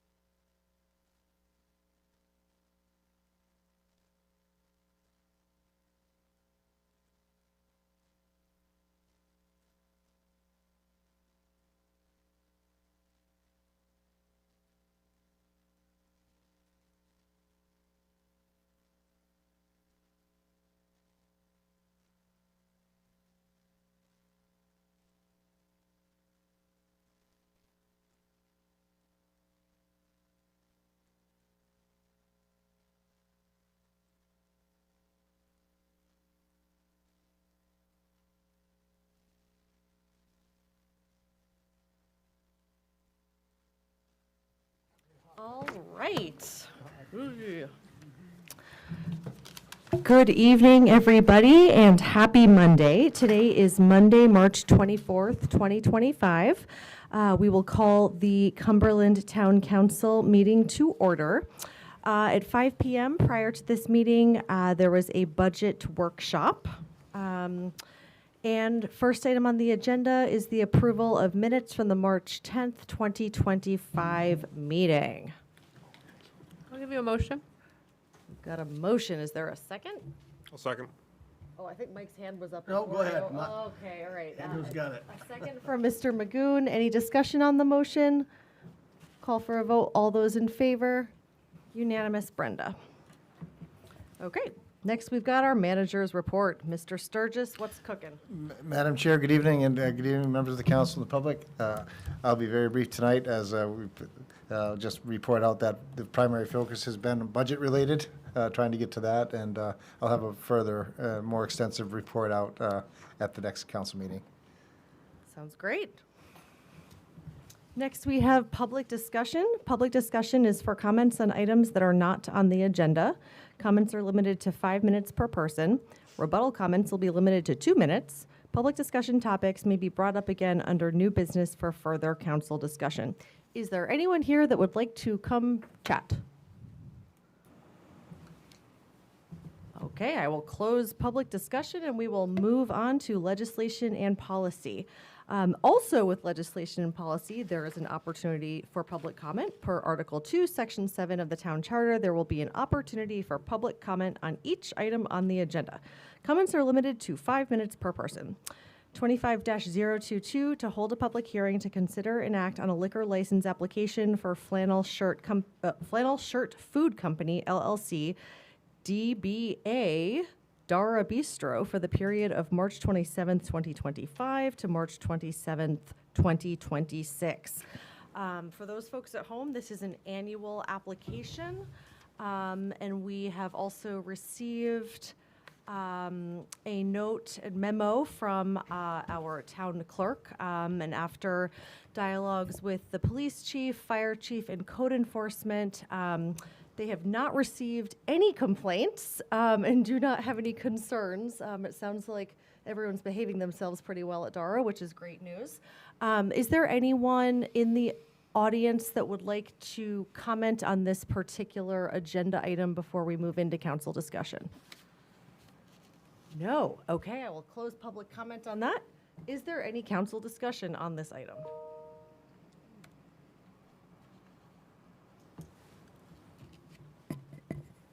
Denise. Andrew's not going to say it. I'll say it. The application was filled out very legibly because it was typed, and I appreciate that. And all the fields were filled as applicable. That's it. You're slacking, Andrew. I know, right? I would give you a motion, Madam Chair. I would take one. I move to approve the liquor license application for Flannel Shirt Company, Food Company, LLC, doing business as Dara Bistro for the period of March 27, 2025 to March 27, 2026. I'll give you a second. We have a motion and a second. Is there any discussion on the motion? Okay, I'll call for a vote. All those in favor? Unanimous, Brenda. Okay, next up, 25-023 to accept an award for energy efficiency planning for rural communities technical assistance program from the State of Maine Governor's Office of Policy Innovation in the Future as recommended by the Lands and Conservation Commission. We do have the chair of our sustainability subcommittee, Denny Gallaudet, here with us as well. Denny was responsible for putting in this grant application, which we've been awarded by the state. I'm sorry, it is not a grant, it is technical assistance, and those are two very different things. So there is no monetary value attached to this particular item. Denny, was there anything did you want to comment on anything regarding the grant itself, or? If there are any questions, I'd be happy to answer them, but I think. Sure, okay. Would anyone in the public like to comment on this particular agenda item? Okay, then we'll move into council discussion, and we've got Denny on hand if we have any questions.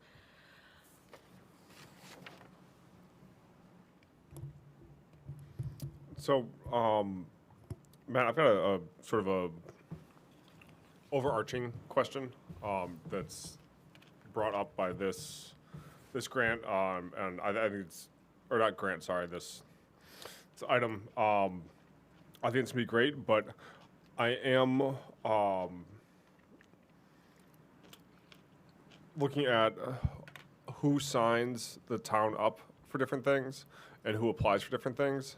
And there's a bullet in the application where it states, the undersigned is authorized to enter into contractual obligations on behalf of the above-named organization, that organization being the town. And just what is the process for ensuring that whoever is signing it has some, legal connection back to the town to sign the town up for that? Thank you, Councilor Magoon, for the question. Ultimately, the council commits the town. So the council generally, you've noticed in the past, I got asked for the council to authorize the manager to sign X, Y, Z, basically based on your permission. When you see grant applications coming forward over the past few months, tried to get that ahead of the, basically, instead of asking for forgiveness, we're trying to go for permission first, if that makes any sense. So what we end up trying to do is saying for the council to be authorized the manager. Ultimately, it would have, I should be signing it, but after council's given me authorization. So if we, I guess the most recent one would energy efficiency grant that, remember that we applied for last spring. Last fall, that came to the council. Council gave manager authorization to sign it. We signed it and moved it forward. So that's generally the protocol that we want to follow. And that's, that way, kind of, in this case, there are no funds that are committed on the town's behalf. So it's pretty decent. But in the event that, say, if I had a department, let's say, fire department went out and applied for a FEMA grant to buy air packs. Well, it had a town match.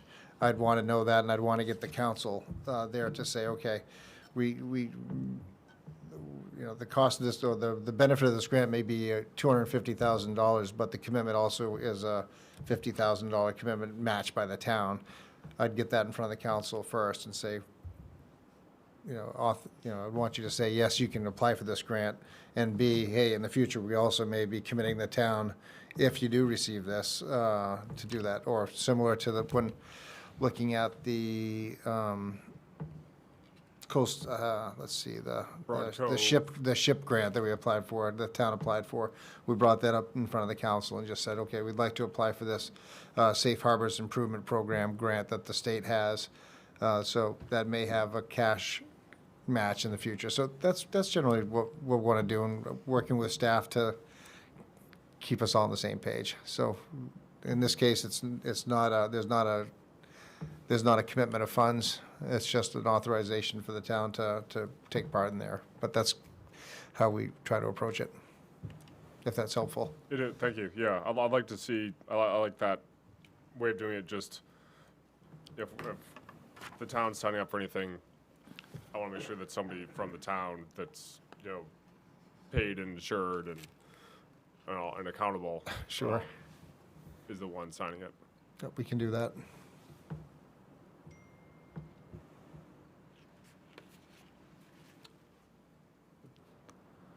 I've got more, so go ahead. Or Denise.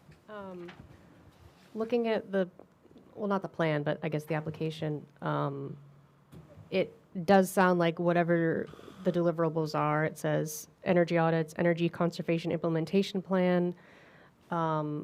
It's expected that those will be incorporated into our planning and budgeting. And how do you envision doing that? The answer is they'll be incorporated into the budget cycle and into the CIP. Public Works will be able to do hopefully most of that, but then the town and the school district have relationships with local vendors for efficiency projects. So I understand this is under the town, we're doing this as a town. When it comes to implementation and budgeting, is there going to be a delineation where it's coming from? MS 8051 stuff's coming from their budget, ours is coming from ours, but does this actually, is this tying us to having to implement whatever the outcome is of this?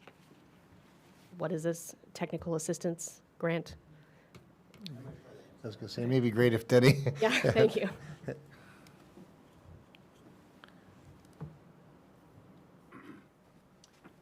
So this grant, the Denny Gallaudet, Range Road, this grant flows from our membership in the Community Resilience Partnership, which this council agreed to several years ago. And that gives a number of benefits, technical assistance. We also got a grant from that, which we've spent the money on already, and we have a grant pending.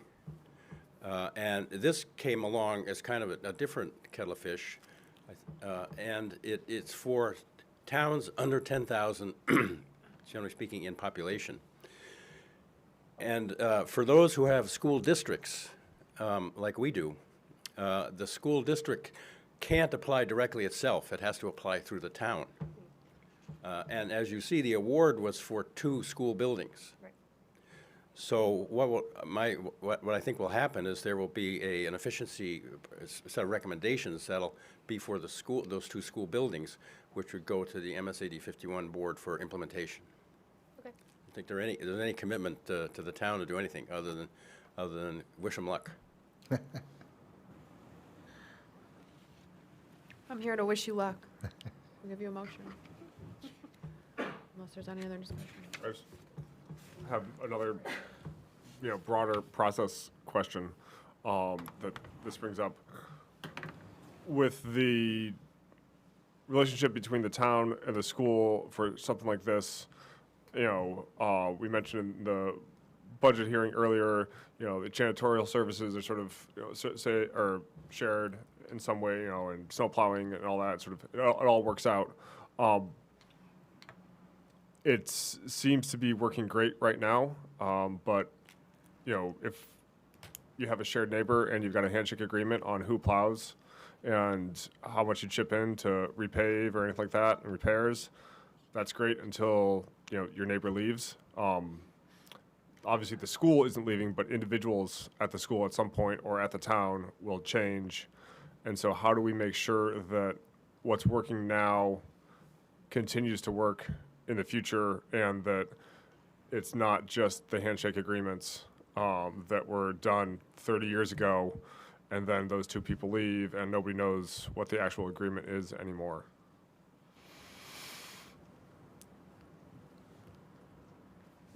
It's an opportunity, yeah. If you remember, Councilor Magoon, there was supposed to be a joint workshop between the council, the select board, and the SAD. Unfortunately, a weather event of a higher ferocity than what we had today by just a little bit came about with poor timing that bumped it. But in the future, that should be a conversation between the 3 bodies, and then find a way to quantify it. Wouldn't be a bad thing. You could do with a memorandum of understanding that, Party A says they're going to, for instance, the town of Cumberland will continue to plow and remove snow on the school campus and for instance, and then the school department will provide janitorial services to the town of Cumberland school buildings, and most of that, town of Cumberland municipal buildings. And, and in North Yarmouth, it could be, a similar relationship on other things that could be performed. So, but having a way to kind of spell that out and identify all those elements. And I know, Assistant Manager Bolduc has a really exhaustive spreadsheet that has that we had prepared for review that will be useful in the future when we have when the council and the school board and the select board have their conversation.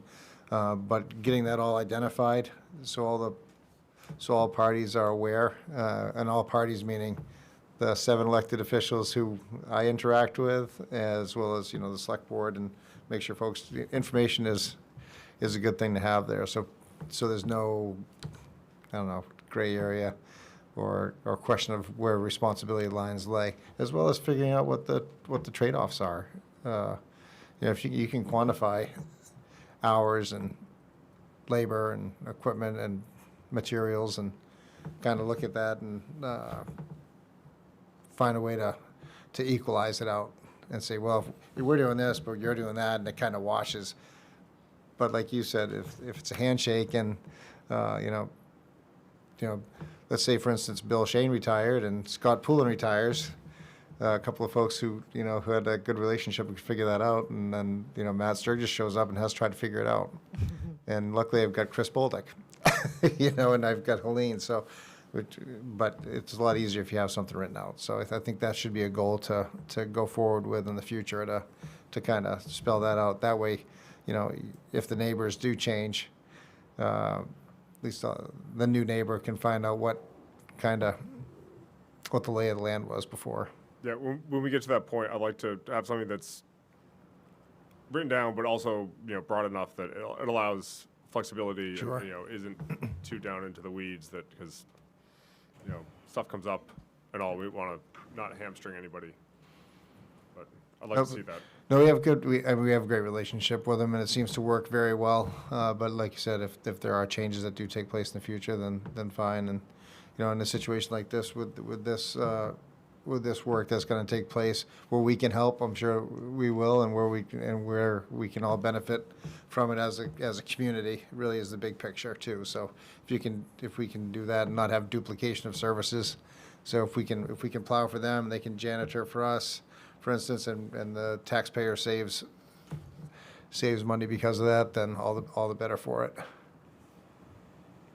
It might also be just because we were talking about HVAC with Chris and the Siemens contract, and if the school has had really good luck with Siemens, like even as an output of this activity, like understanding what's working over there from an HVAC perspective, and if there's any learnings that could then be implemented within our buildings, right? If they're kind of using similar systems.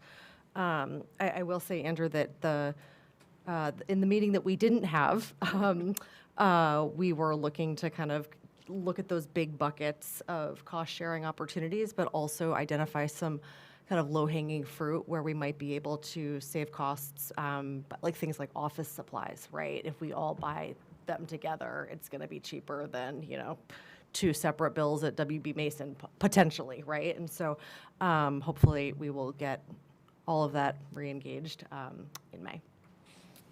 Any other comments on this? I will just say, Denny, thank you so much for the work on this application and really being able to cross-pollinate with the district. That's really, really great work to be able to identify those opportunities, especially when they can't apply for them themselves. So thank you for all of your hard work, as always. One of the requirements was that the school send a letter of recommendation, also a resident of North Yarmouth, which they did. Leanne provided a letter of recommendation. So it was a good collaboration for this one time. Great work. I would take a motion if there is one. Oh, I think there is a motion. Is there a second? Is there a second? Second. All right, we have a motion and a second. Any discussion on the motion? All those in favor? Unanimous, Brenda. Okay. All right, next up we have 25-024. To hold a public hearing to consider and act on amendments to Chapter 232 Solar Energy Systems of the Cumberland Code of Ordinances as recommended by the Ordinance Committee. On this particular item, I would be pleased to punt over to the Chair of the Ordinance Committee, Councilor Bob Vale. So we have a proposed ordinance in front of you this evening. I will go through it. Basically, I will not read the whole entire ordinance changes, but I will make note of what has changed here. Commercial solar, starting with 232-4. Commercial solar is subject to planning board site plan review and must produce solar energy to be used exclusively for the commercial purpose on the lot upon which the solar energy is installed. An example of that is the array down on Route 1 that is used by Maine Standards. That is a private business producing power for their own use. Moving on to 232-8. I'm sorry, 232-9. This refers to height and dimensional standards for solar arrays, roof-mounted, ground-mounted, pole-mounted solar systems are limited to 24 feet in height as measured from the average elevation of the finished grade covered by the solar energy system. And then down to setbacks. Front setback, side setback. The same side setback shall apply to residential solar energy systems as applies to any other principal structure located within the same zoning district as is more particularly defined in Chapter 315, Article 2 of the Town of Cumberland Code of Ordinances. Rear setback, the same rear setback shall apply to residential solar energy systems as applies to any other principal structure located within the same zoning district as is more particularly defined in Chapter 315, Article 2 of the Town of Cumberland. So an example of a principal structure is your home. So the setback are mirrored in that definition.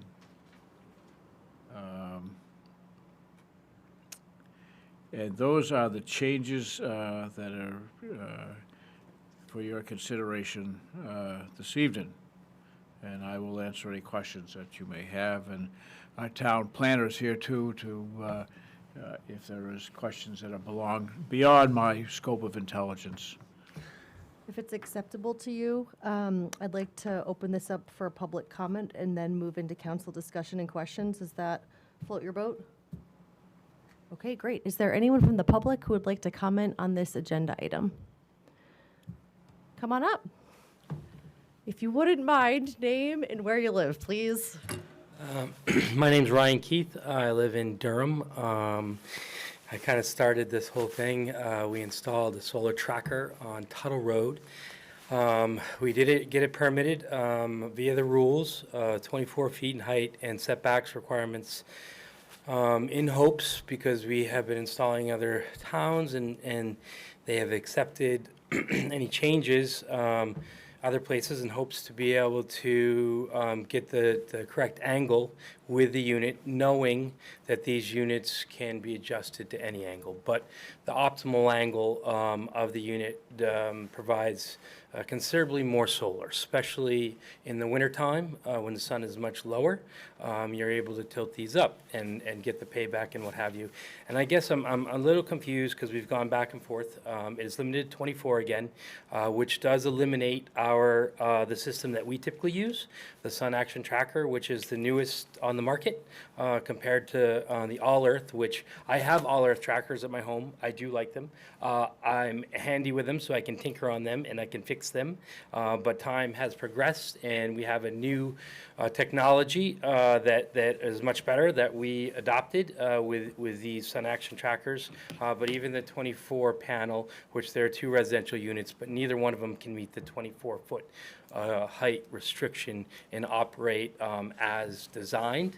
And the design is for the optimal angle on the sun anywhere. So it's not like, or in the Northeast. So it's not like this was something that was thrown out there. The other thing that I'd like to bring up is the only thing that I guess I'm cluing into, the reason that these units aren't being accepted in Cumberland is mostly not because of the stature, not because they look like, because you know, we can install them at that height. So it's going to look the same, but we just can't tip them up any further than the 24 feet at the optimal angle. Well, I can tell you my All Earth trackers are like 22 feet at height, which they are less, but the incline of the back of my home is about 15 feet up.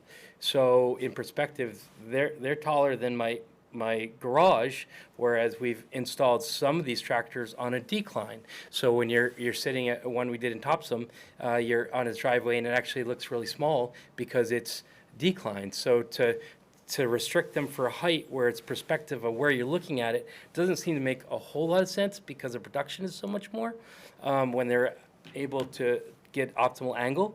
And I'm afraid that, Cumberland is very progressive in the matter of energy efficiency, and I see that. HVAC, electric bills are going up, and this is, whether it be commercial, residential, to not accept this new technology seems like it might be anti-productive. And the other thing that I would like to bring up, just so the council is aware, we've gone to towns and most of our permit costs are somewhere between $25 or $100 for a solar array at a home. That's, in a lot of towns around. We were $1,100 here. That's like permitting a home. And, it doesn't seem like it's very accepting to energy efficiency or clean energy, when it's so expensive to get a permit for one of these arrays. It doesn't seem very proactive. The other thing I guess I wanted to ask if anybody has any questions for me at all.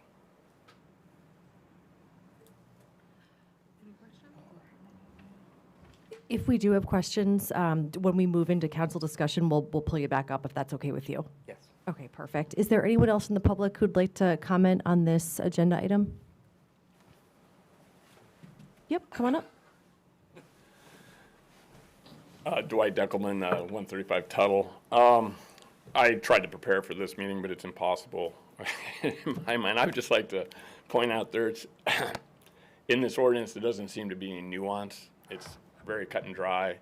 I went to all the meetings I could. I cannot determine where the discussion was, what the relevant issues were, the numbers that were presented to me at the last meeting, which was a handout that was given out, was a particular brand. It did not meet the numbers in the real world. A quick web check of what the average home using heat pumps is well beyond that. With electric cars, you're into a whole nother ball game.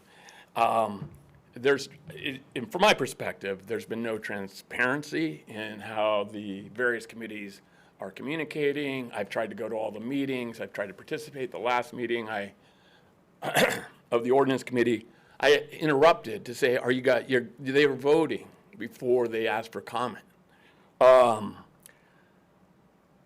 So it still seems like we're going restrictive. We're pushing the setbacks back to 30 feet, depending on the zone, but you're still making it harder for everybody. This isn't about me. This is about the community. My system's in. We can make it work. I can put another one in. And that's the other nuance that you're missing, or another factor, is people who can will put two. So why not have one? And then I think Ryan was trying to point out, depending on where you're standing, it can look really big or it can look really small. I think my neighbor sent pictures that you might have all seen. From that perspective, it disappears into the trees in the yard. You don't even, it's not noticeable unless you're really looking for it. If it were on top of a knoll, yeah, it would look like a satellite dish trying to talk to, make contact. But they're all different. And the town hasn't taken the time, in my opinion, to look at it. I don't think I've been asked more than 2 questions about this. I don't think anybody has said, hey, let's come look at it.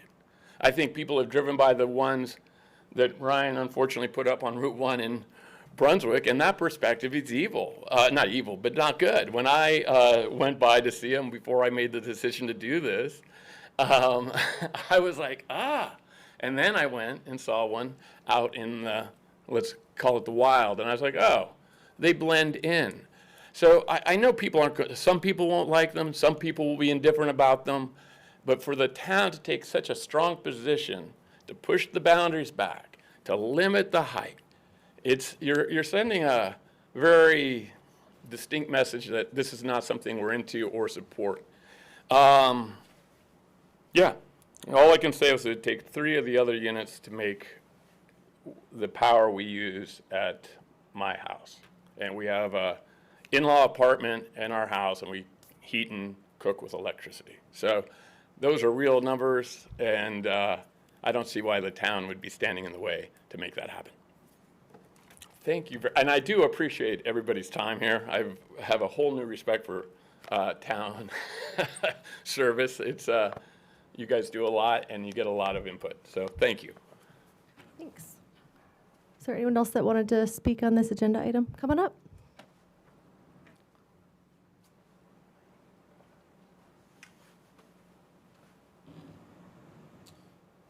So I'm Justin Levesque. I live at 16 Hopes Way near the tracker on Tuttle.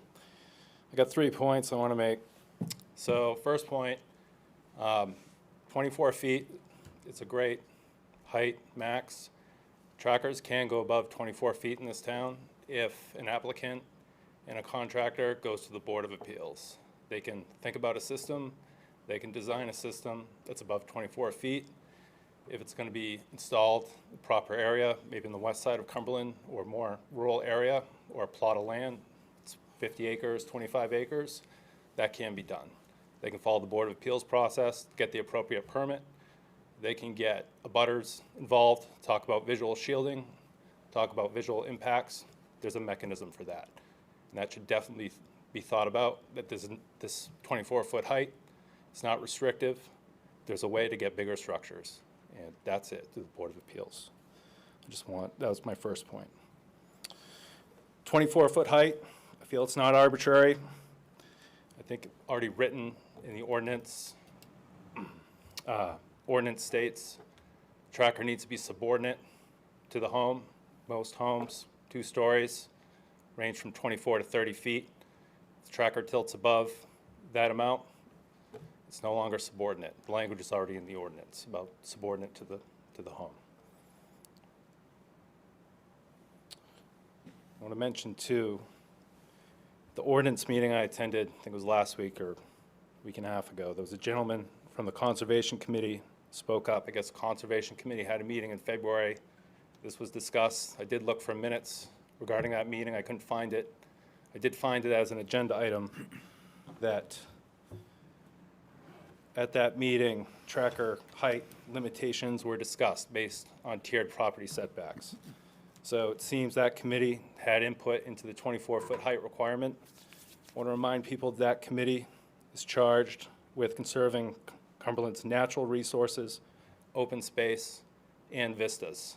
So there's consideration into that 24-foot height going into that mission statement for that committee. I have some other finer points that I really think should be thought about and put into this ordinance, some minutia, maybe make it clear to everybody about some nuances no one's necessarily thinking about. Number of structures per lot should not exceed the number of principal residences on the lot. That needs to be thought about. Visual screening requirements. This ordinance is silent on visual shielding. I did some research, examples of how other surrounding towns have incorporated shielding language. Lisbon requires vegetation or other screening. Noblesboro mandates vegetative barrier for aesthetic impact.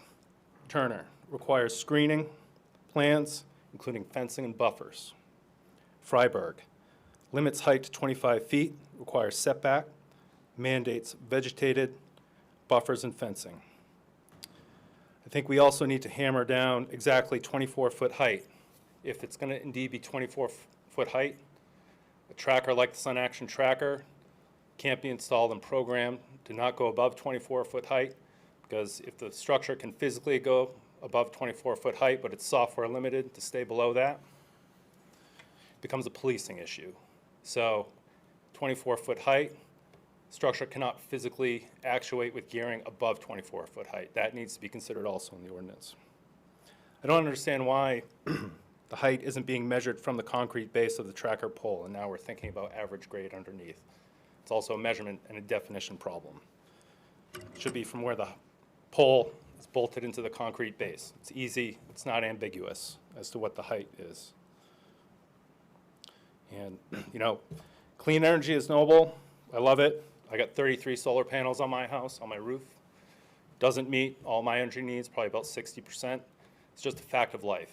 We're using more and more electricity now, cars, heat pumps, all that stuff. The only way people are going to meet 100% of their energy needs in the future is to have 60 or 70 panels. There's just no way it can be done with between 30 and 50 panels. So I think people just need to accept sometimes you can't cover 100% of your needs with a physical setup on your property. You need to consider other ways, being a part of a co-op or a farm, solar farm, something like that. So I don't know if you want to send this back to committee, consider those other things I talked about. Think about the minutia. I like the 24-foot height, but vegetative shielding and those further definitions about height regarding physical capability of a structure, definitely think about it. I don't know how much time I have, but Madam Chair, that's 5 minutes. okay. Just That's all I there. got. Thank you. Thank you, Justin. Thank you. Thank you, Justin. If, Madam Chair, as you noticed, the screen kind of jumped out because we lost power, so I'm manual operation over here, so. Okay, Mr. Manuel, here for it. Is there anyone else that would like to comment on this agenda item? Okay, I will close public comment and open to council discussion. I do have one question, and I know Mr. Longley isn't here. But roughly how many how many permits are we getting per year for these types of structures? This is the only installation in town right now. Right now, At okay. this point, Okay. yeah. Thanks, Whitney. Any council discussion? Perhaps a better question, how many solar arrays are put in on an average year in the Cumberland? I'd have to get back to you on that, but rooftop has been the dominant installation in town. But this is the only tracker, but as Mr. Keith said, the industry's kind of making some of those shifts as well, so. But at the present time, there's the one tracker installation, then the others have been more rooftop. Solar has been the area of installation. I'm aware of one freestanding one on Blanchard Road that's within the last 6 months. Like a ground-based, ground, yeah, ground, yeah. it'd be the ground-based or roofs, but there's, those have been the dominant that we've had. A lot, it was a relative term, but dominatingly, it's been rooftop solar. Go ahead. I think Denise, you were first. Thorson and then Councilor Douglas. Just a point of clarification, this version does cover the whole install a tall thing and make it flat. That was what the wording of when at its maximum functional capacity as specified by the manufacturer. So it's further clarifying what 24 feet actually means, the max height at 24 feet. I did notice that, just seemed a little obtuse. But Okay. if it's in there, great. Also, the bit about shielding the vegetation, I did see those ordinances, those ones, which I didn't see all of them to compare their visual shielding requirement versus the heights allowed. But I know that one of them that I saw did allow heights above 30-ish feet, but you did have to put in like full-on vegetative shielding as a trade-off. So that's something that I missed the meeting before this last meeting, but I had talked to Bob on the phone about the shielding being potentially like a compromise or a way to have greater heights while still having some shielding, but it didn't really make it into this, and I don't know if it was something that everybody was thinking about, but that is a thing, and it's usually a trade-off. Thanks. Bob, would you mind just kind of walking us through how we got here? I know this was originally on the agenda, we pushed it back to ordinance, and then you guys had another meeting, and I know that, loosely know that Denny, or not Denny, the LCC had come forth with a recommendation. What was the recommendation? How was that discussion? Just trying to understand. I think it's hard connecting the dots here from a perception. I have my own perception of things, so just want to connect the dots for everybody in the discussion. I think the main thrust of this whole thing has been a response to the neighborhood and the ZBA's decision that this permit was a legal action taken by the building inspector. So the result of that action and the public input for the council to do something to draft an ordinance that addressed these things, this is where it has ended up today. So, go ahead. I was just going to note, and maybe this is where your brain was going, but we did, at our, the last time this was at council, we sent it back to ordinance because I think we wanted a little bit more clarity on the setback issue. And also, we asked the LCC formally to give us a recommendation for that. And I think just also in addition to everything Bob has said, there's been additional research done by Bridget as well as Bill Longley into a lot of these different standards. And I think that's just important from a, just responding to some of the dialogue from a public perception. It sounds as though that possibly we could have communicated out better some of the thinking behind those things, but I do want to assure everyone that there was a lot of research from many different parties that went into this, and it wasn't us throwing things out haphazardly, if that helps. Yeah, that helps. I'm just trying to understand how we're getting to the 24 number. Like, what is the, because in my mind, I'm like, you know, I recognize that there is a frustration surrounding a neighbor's visual impact, but I'm also of the mind, like, why are we prohibiting this type of, like, panel in the community? And so I'm just trying to understand why the 24 and how we got there. And, like, I know there's been plenty of conversations. I don't doubt that. I'm just trying to understand how we got there. On some level, it is a compromise. I mean, there are certainly. What are we compromising on, though? We could go 60 feet. We could go any number of Yeah. feet. But I think what we're recognizing is that this is an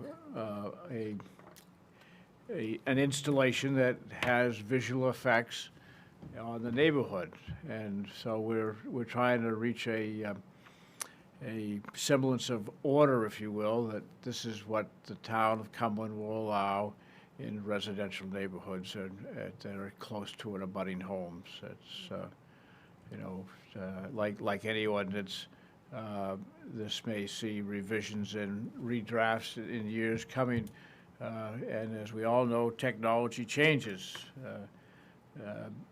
When we, you know, for example, we're talking about squares right now of panels. And if you converted that square to a rectangle, you know, it changes the ability to tilt. So I'm sure that manufacturers will develop rectangles as opposed to squares. But I think that the idea, and this goes back really to our response to the lady that built the ice rink down on Spruce Lane and the uproar over that and the inability or ability for the ordinance committee to draft language about what structures are regulated. And again, this is a structure. So how do we not eliminate people's ability to use their own property as they will, but at the same time make sure that there is a protection of the neighborhood and that you know, we don't have, you know, fence wars. Yeah. So Okay. it is a bit of a compromise.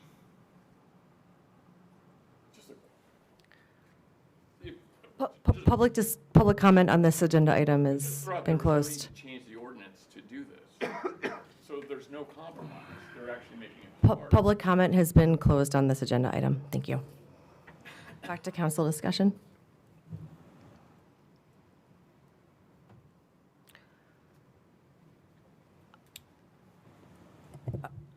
I just want to sort of point out, we're in budget season, we're going through budgets, and I think it was for the first meeting that we had, we noted that it's 2,500-ish, 2,000-ish for ordinance change, per ordinance. My numbers, am I remember that correct? I think we budget for updates to the, about $2,500 Is that per year. total or per, because there's a cost every time we change the ordinance. Yeah, once you, Updating everything and all, I just, we just need to keep that in mind for this or any other, potential changes. we generally try to do it in a large block. Yeah, so That way, it's- instead of just each one all at once. reprinting and reprinting, but yeah, we'll cluster it together and bring it forward, but it's roughly about $2,500 per year for that, for recoding. Madam Chair, I'll give you a motion when you're ready. Okay. I'd be happy to share where I am on this. I think I'm very, very pro-solar, just about to put rooftop panels on my barn. I think something that does bother me a little bit is that this is about, I don't like that this is about one project, and it's about one thing that we are sort of policing an argument. Like, that really bothers me. And I understand that is part of being a counselor and part of being up here. But I'm not totally convinced that we're ever going to get this to a place where everybody's happy. And on the other side of that, I think that it also was pointed out tonight that, the technology is different, the technology is changing, and it's constantly evolving, and that is true. And at the same time, we also have to kind of take a step back and think what's reasonable, right? And where is that balance? And so for me, I think some people feel it's about aesthetics, others are going to feel like it's about energy. But I think for us, thinking about scale and balance and zoning and ensuring that our ordinances support sustainability, they also align with existing zoning standards, and remain character with, with what we hear all about Cumberland, like the rural character, right? So kind of striking that balance. And so I would be in favor of moving forward with this. Not that I am hoping that we're going to change it in a month for another $2,500, but at this point, with one project that's come through, if we begin to see an influx of more, maybe that would be time to revisit. But I think we have spent a lot of time and energy on this. This has been, I think, over 6 months, a 6-month dialogue. I think a compromise and something that is balanced is not a bad thing here. That's my opinion. Denise? The version I have in my packet, it does have that commercial definition, but we had talked about having the piece later that talks about municipal-only solar farms in there. I don't know if that's in there now or if it needs to go back and then come back again, because if we're doing it all in one final version, do we want to wait till we have that in there? Or do we need that in there now? Or do we want that in there? The direction at the ordinance committee was that I felt that was going to evolve over time, and So just have the definition in there for now. yep, and then we can, And then and then as you need to in the future, when you need to put more on that, you may want to find that the language is shaped towards what you want to accomplish. Okay, makes sense. And then one more thing.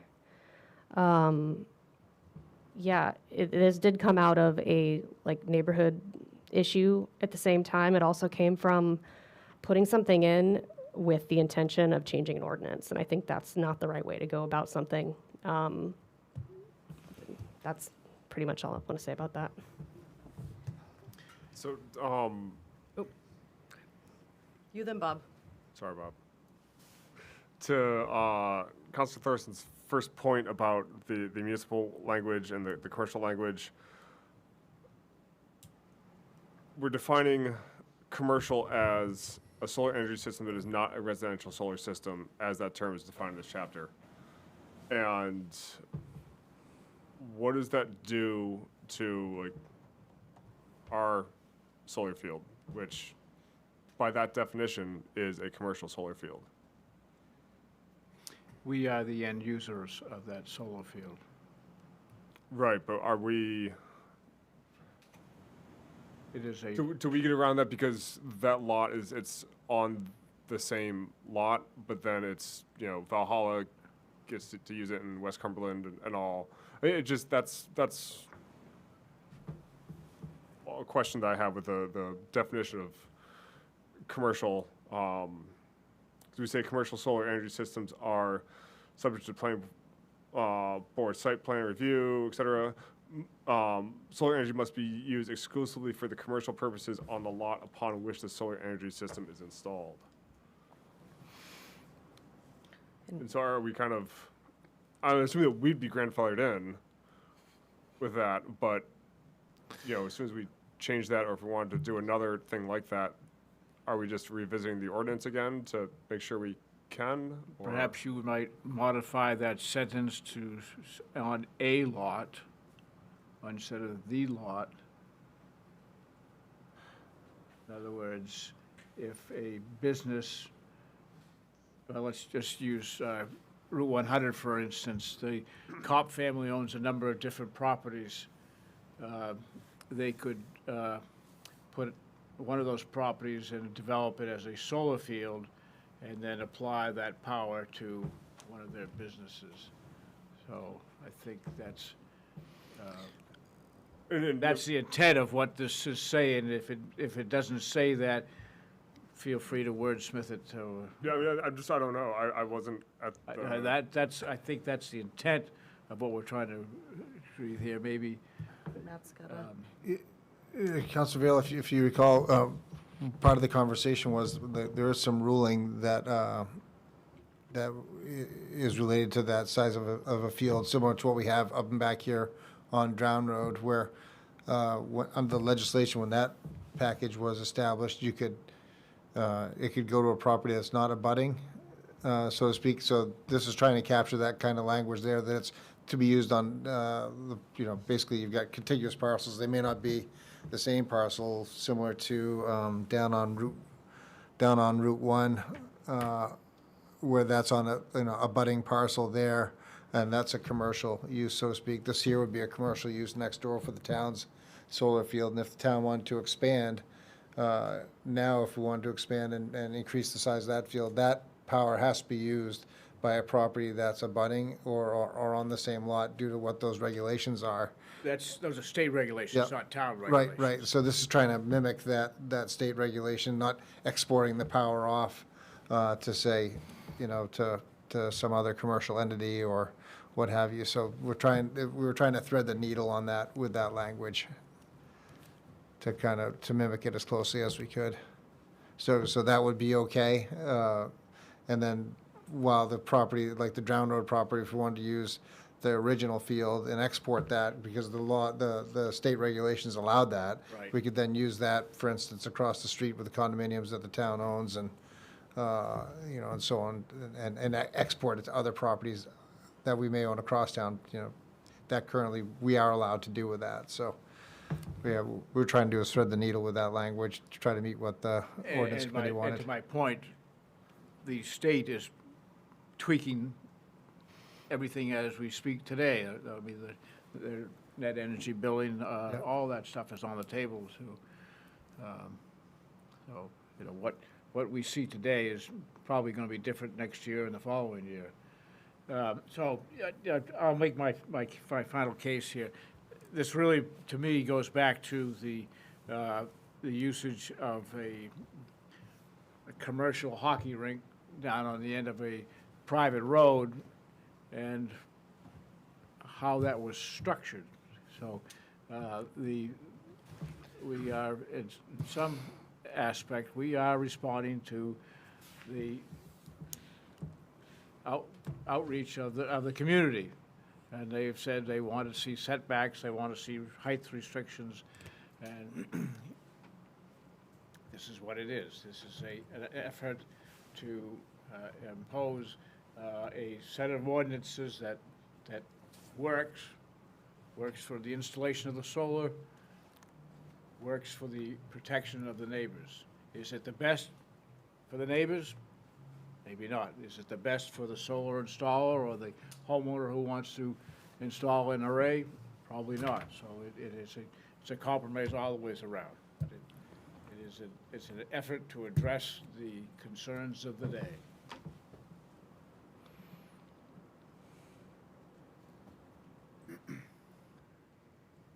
Does anyone else have anything to say on this item? Or the concerns of the day? Councillor Douglas? What did we do about the ice hockey rink? What did we do about the ice hockey rink? Did we change any ordinances? We didn't do anything about that hockey rink, Yeah. but we ensured that the next time someone brought a bulldozer down and started moving earth around, that there was a permit that had to be pulled, that there was any construction, that an excavator, a bulldozer, you couldn't do it without getting a permit. So there was a real, some teeth added to where there was no teeth. There was an effort to make sure that going forward, there were some protections for the neighbors and neighborhood. When you start driving dump trucks up and down a street, you have wear and tear, and so there's, hopefully there's some protections there today that weren't there last year.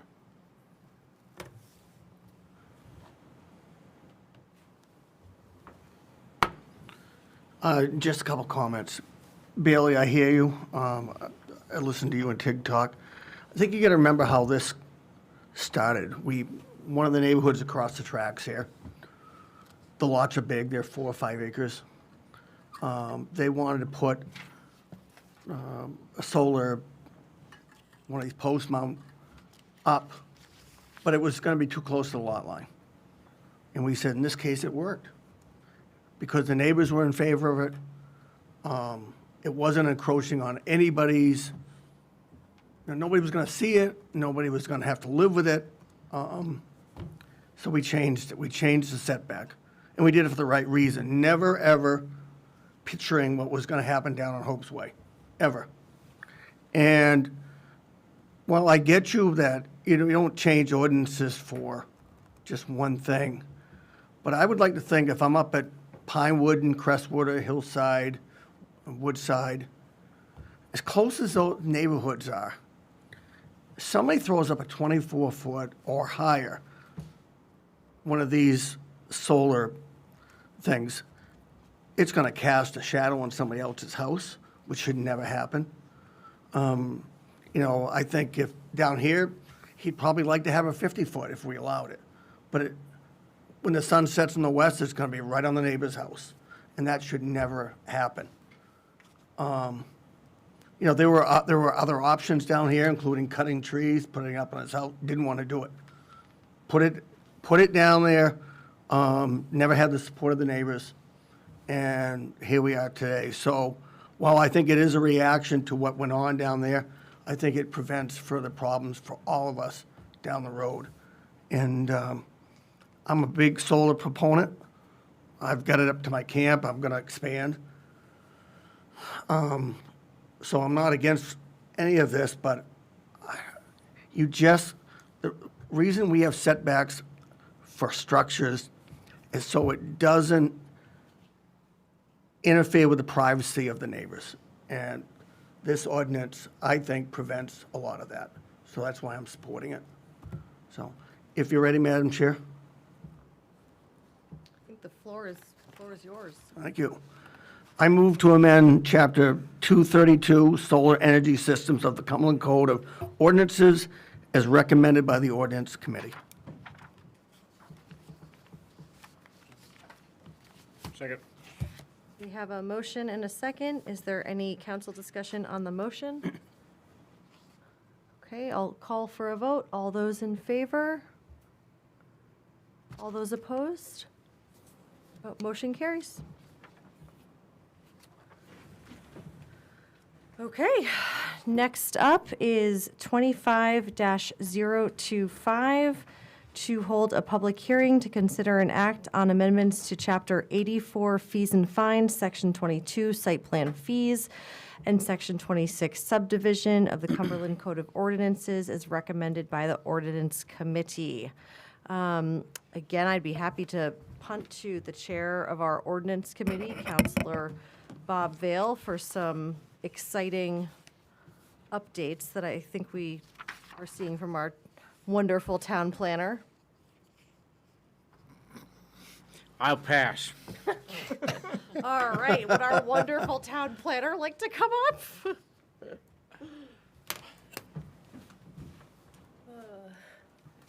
Thank you, Bridget Perry, Town Planner.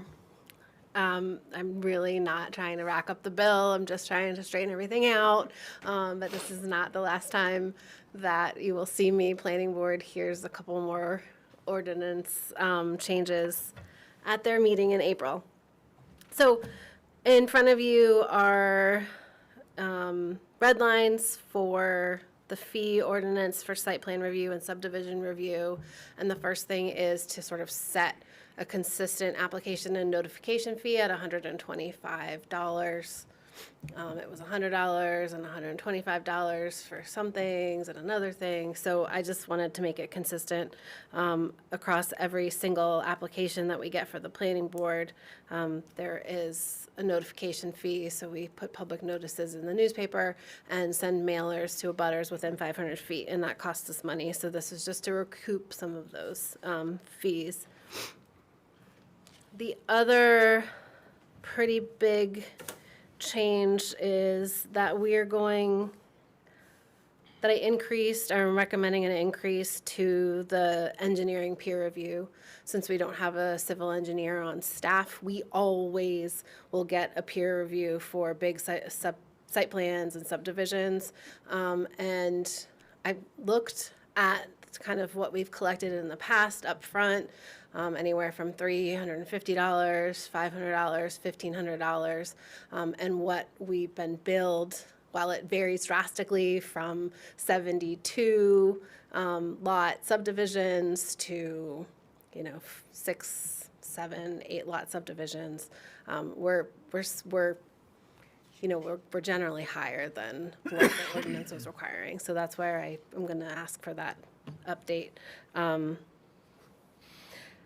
And then the other thing is that I've added some language in there to allow us to request additional outside consulting. So if you think about a place along Route 1 or Route 100 with the design standards, we don't have a designer in-house. Sometimes my review suffices, but sometimes we need more advanced review on a design review or maybe a hydrogeologic study. And so we want specialty consultants to come in and do a peer review on that. And so the language in there just allows us to go to those specialty service providers first to get a quote for their services, get it to the applicant, and then let us know, so they can let us know if they would like to proceed, one, and then if they do, provide us with the funding to cover the estimated cost up front, so that we're not billing them on the tail end, so that the town's not really in the hole on anything. So really, once I started here, this kind of bugged me, and so I was waiting for budget season to sort of make the changes to the finance. But I think it makes a lot of sense. We're often kind of playing catch up and billing people for thousands of dollars, and if you're not expecting it, if you're a smaller landowner doing a smaller subdivision and you get this big bill, it's it's a little off-putting and upsetting. So this is an effort to change that. Thank you, Bridget. Before we go into council discussion, this is a public hearing, so if there's anyone here with us tonight that would like to comment on this agenda item during our public hearing, you should come right up. Okay, I will close the public hearing and open it up to council discussions and questions for our amazing town planner and director of sustainability. Councilor Magoon.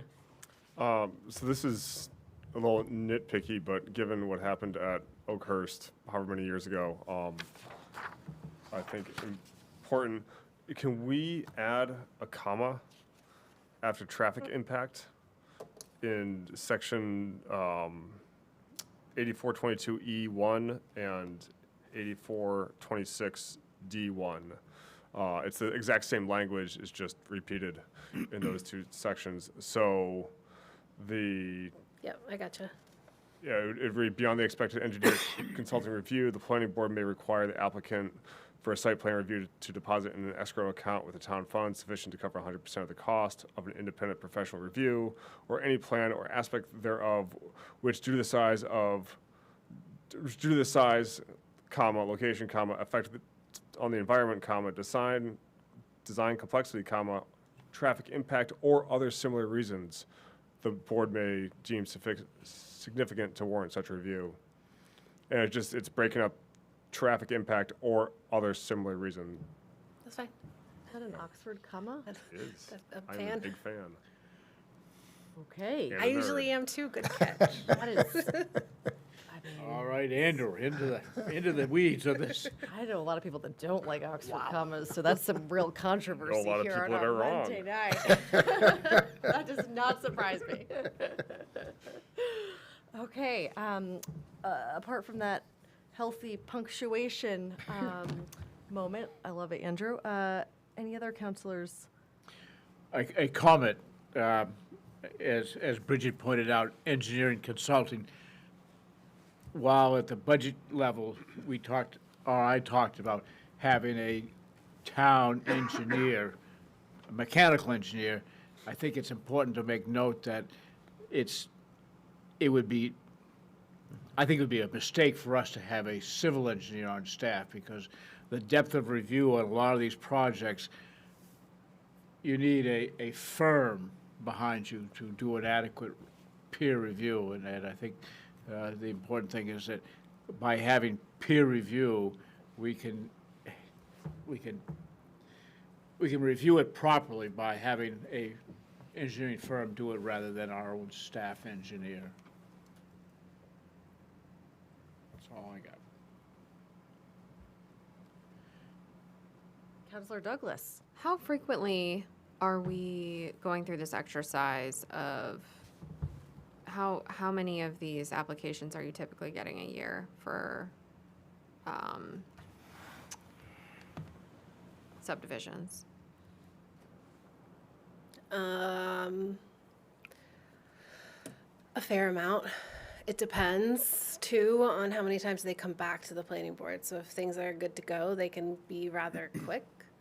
But if they're not, they can take a while. And so March is the first meeting where we have canceled the planning board meeting. So since I started in July, we've had consistent site plans and subdivisions. I don't know the exact number, but they're not all brand new. A lot of them are repeats. So having them pay the fees up front is important because we're noticing every time, at least when it comes to notice and review and those kind of things. Sometimes I worry, and I don't know enough about this process, but to your point, it's like then we're on the hook for the money, and you're also doing the legwork to identify, is there a world where we provide them a list and say, come back to us with a peer review from this person, so it takes it out of your hands? No. I think the point of the peer review is to have an independent peer reviewer, and if you send it to the applicant, go find a peer reviewer, you don't really know what the relationship is there. So I would say probably not. Okay. All right. And Councilor Douglas, on some of these too, like the Harris Road subdivision that recently happened, it's a great example of having to have specialized hydrology review engineering work that had to be done for that, for the planning board to be able to realize if there was going to be potable water on site and how deep or if their estimates were accurate. So that the peer review side of that helped. It's helpful if we can find out how much that's going to be, and let's say it's a $5,000-$6,000 bill, that we can say, hey, well, it's going to be $5,000 or $6,000 to do this, so you need to pay that money up front instead of at the end, to get their approvals, and all you have left at that point to hold up is, say,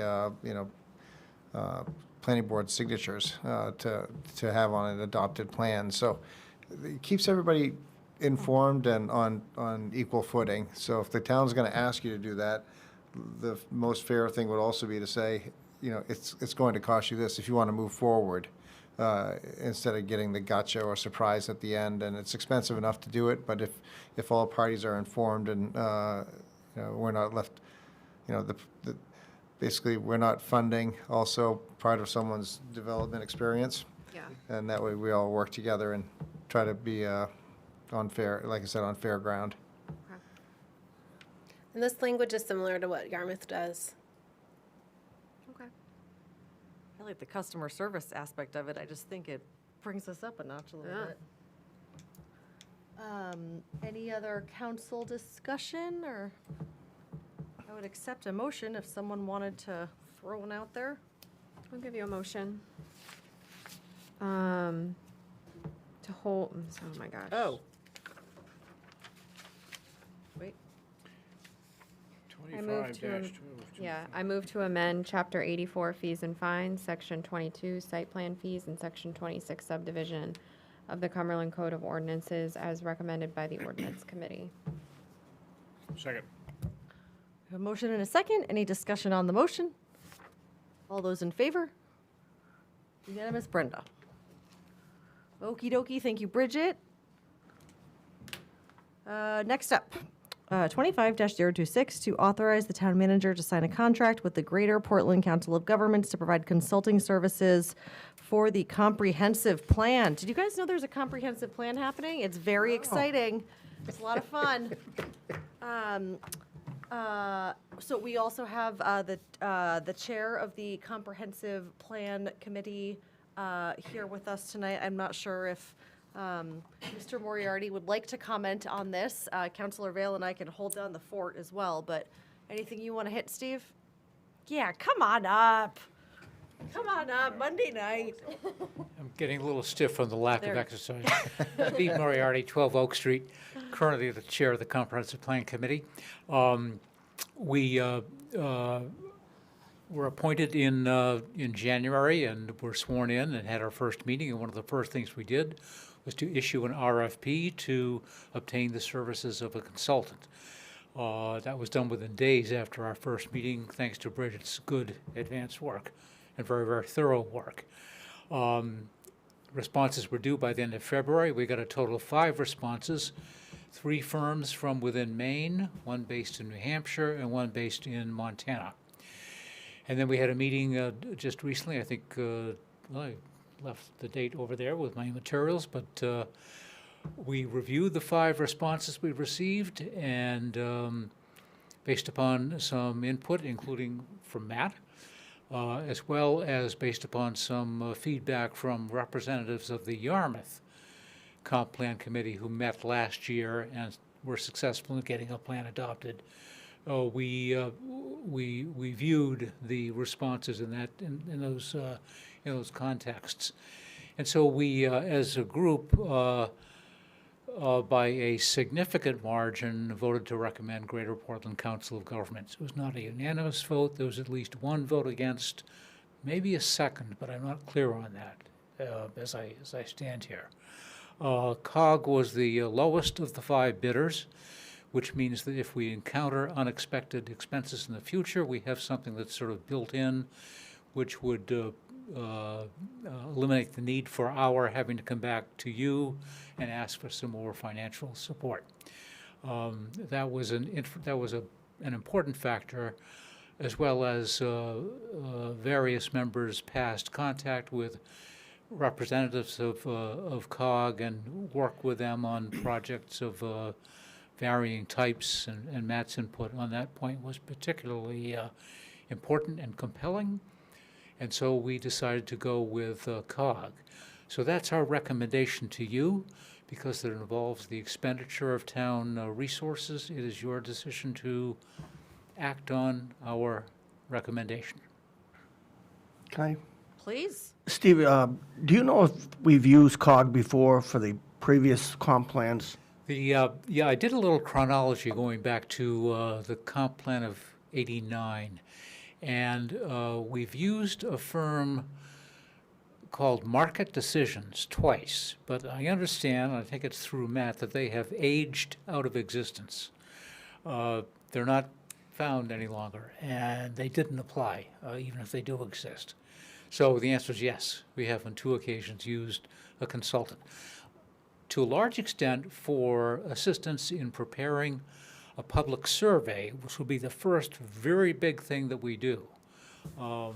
They help us with the terminology, the phrasing of the questions, the detail that we're looking for, and then more importantly, the receipt of the responses from the residents and collating that information and giving graphic depictions of how the responses came in with corresponding percentages to make it all very easily understandable and user-friendly and viewer-friendly. So I think it was fairly clear from the outset that it was felt here at the town level that the assistance of a consultant would be useful once again. And just one last question, Steve. COG was in here a while back, and I noticed one of the people that was on, that's going to be working with our comp plan, was one of COG's employees that was pushing housing really heavy. And I think if he had his way, Cumberland would look like Bayside. Do you see, Steve, a conflict with a group that just came in advocating for more housing, more housing, more housing? Now is going to be driving the bus on our comp plan. Do you see a conflict there? Well, good question, Mike. First of all, they won't be driving the bus. They'll be assisting the committee. Okay. The committee at all times will be driving the bus. Secondly, I really don't know about this other experience with them. I don't know if they were retained by the town or whether they simply spoke at a public hearing. I just don't have the background. Yeah, they just came and spoke and gave us what they had done for, what they believe was for housing and how we should increase housing and how we should do away with a bunch of ordinances and so on. Well, I guess I'm not too concerned because we'll be doing a survey which will be completed by the residents. And historically, we've had a 30 to 32% response rate on these comp plan surveys, which is considered by everybody to be very, very high. So those of us on the committee are going to be looking at the responses of the community to get a real direct feel as to where people are coming from and what they think is important and what their limits and restrictions are. So I don't really foresee that the personal opinion of someone who may be working for the town will be a driving factor. Great responses, Steve. Thank you. I do appreciate Thanks, it. Mike. Thank you, Madam Chair. Of course, Councillor Thorson. I have a question.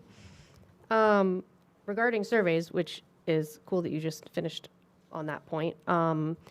30 to 32% response rate, that's cool. I'm wondering, do you know, I guess with GPCOG in particular, their methodology for surveys? Like, are they looking to get a good enough sample size of each demographic of the population, whether it's by age, income level, location, kids, no kids, stuff like that, to make sure that regardless of the 30% response rate, you're at least getting a representation of each segment of the population to where it's like a full picture? They're just going to ask Well- us whole guys. I'll know more after Thursday night, which is our next meeting, Okay. and they will be here. It'll be the first time they've been here before us in person to address that and other issues. I know they've been dealing with Bridget over the phone, and maybe Matt has had some personal experience on his own that would enable him to give you a better answer. But I do have explicit trust in their ability to guide us through this process and to listen to us and our demands, our needs, and obviously the needs and demands of the residents. Right. Thank you.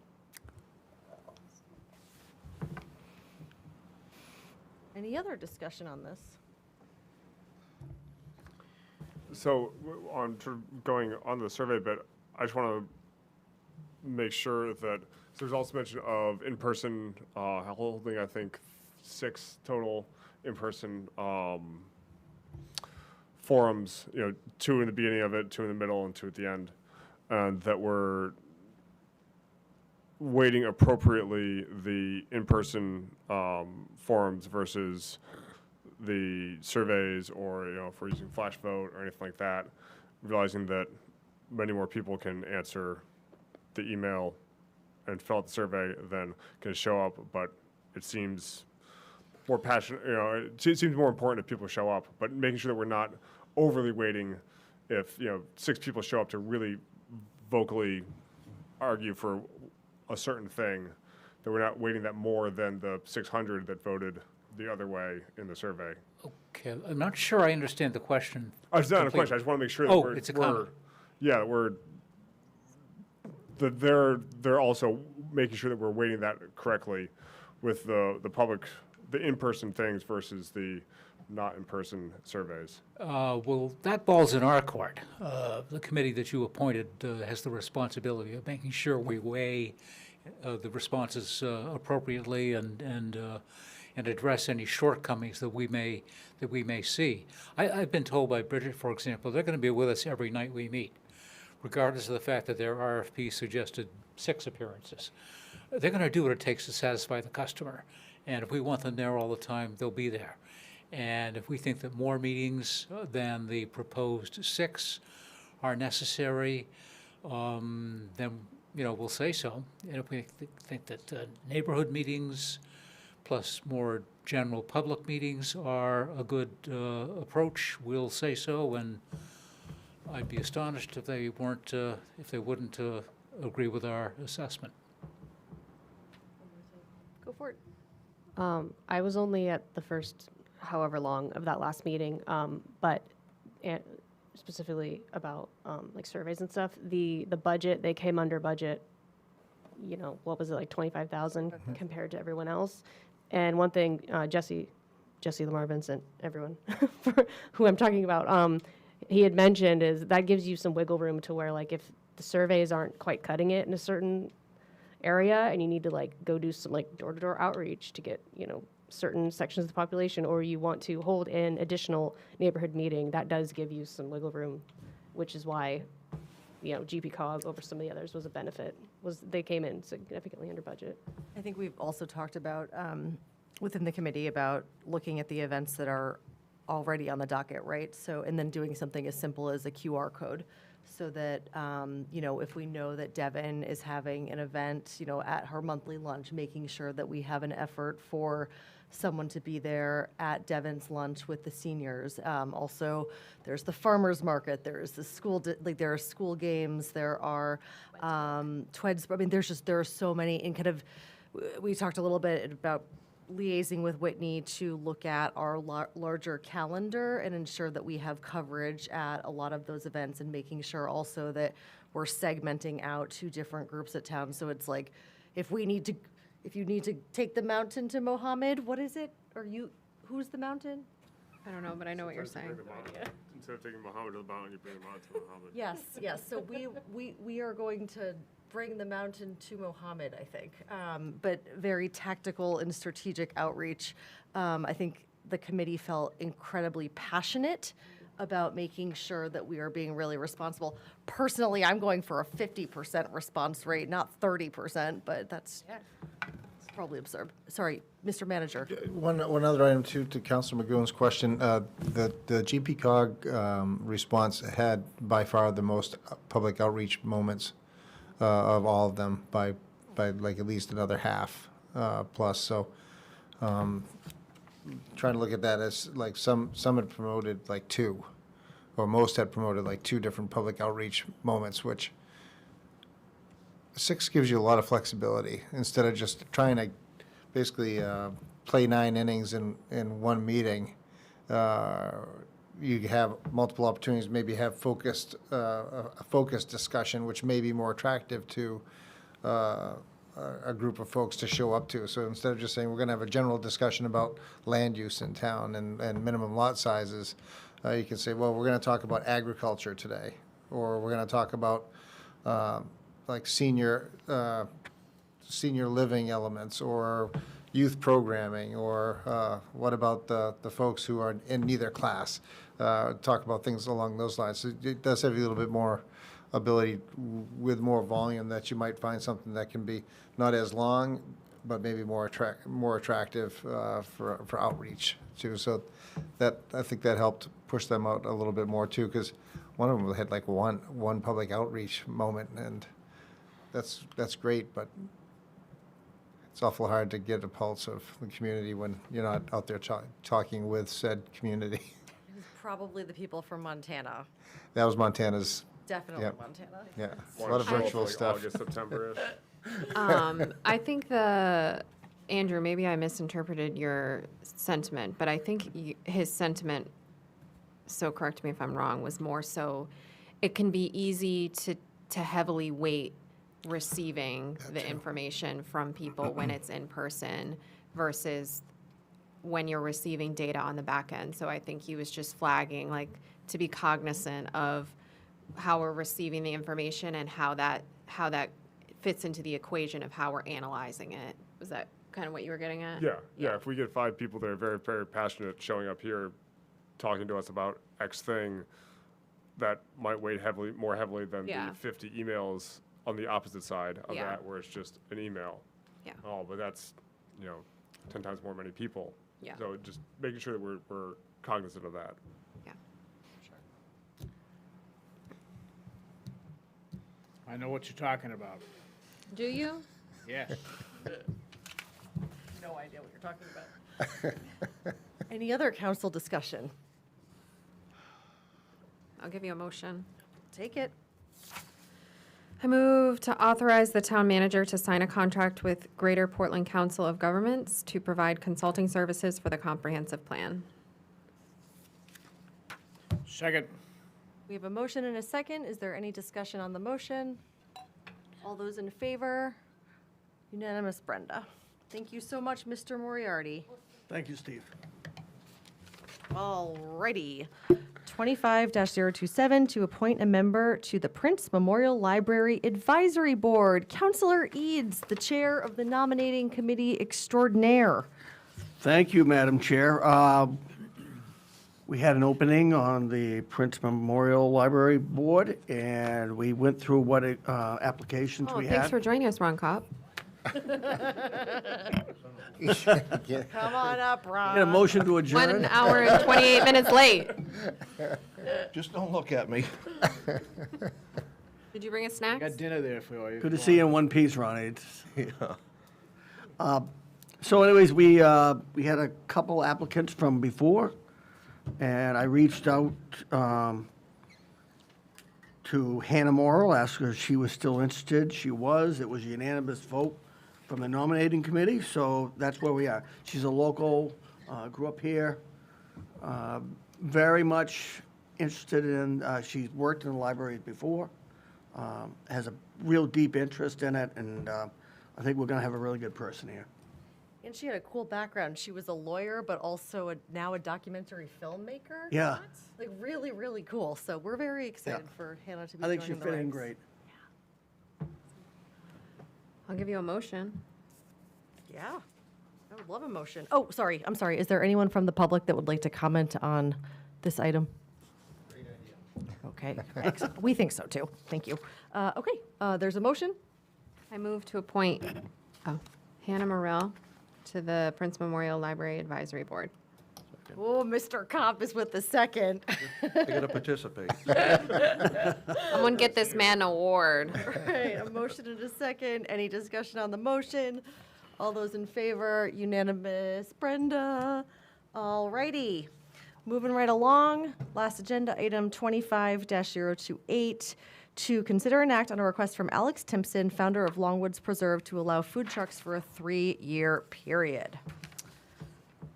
Okay, so for the folks at home, just a little bit of context around this. Wander at Longwoods based on their contract zone agreement that was done in 2022 are currently able to have 2 food trucks and 1 beverage cart under, as long as there's approval from the planning board. And they are requesting us to once again operate food trucks on site. But this is beyond the initial 1-year period, so, no, hang on. This is contingent on council approval. Okay, so, and my other piece of understanding, Mr. Sturgis, is that they are letting their current liquor license expire, is that correct? Alex is here tonight. Oh, He can Alex is answer here. the I'm sorry, question. Alex, Yep. come on up.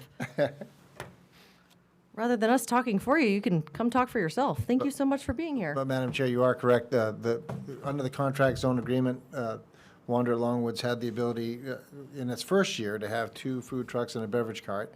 And then after that first year, they would need council approval for an extended period of time. And that's why Alex is here this evening. He's got a plan, and he's provided council with with a site description to show the location, and but ultimately here just to talk about what his needs are, and it works within the confines of the contract zone. Thanks for the assist and welcome, Alex. Thank you.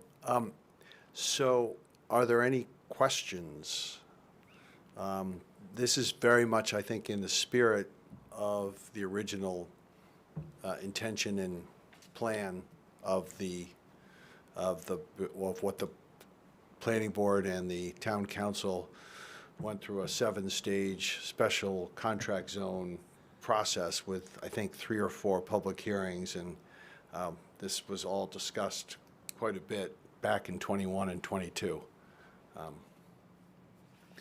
You had a for sale sign down there recently. Have your plans changed?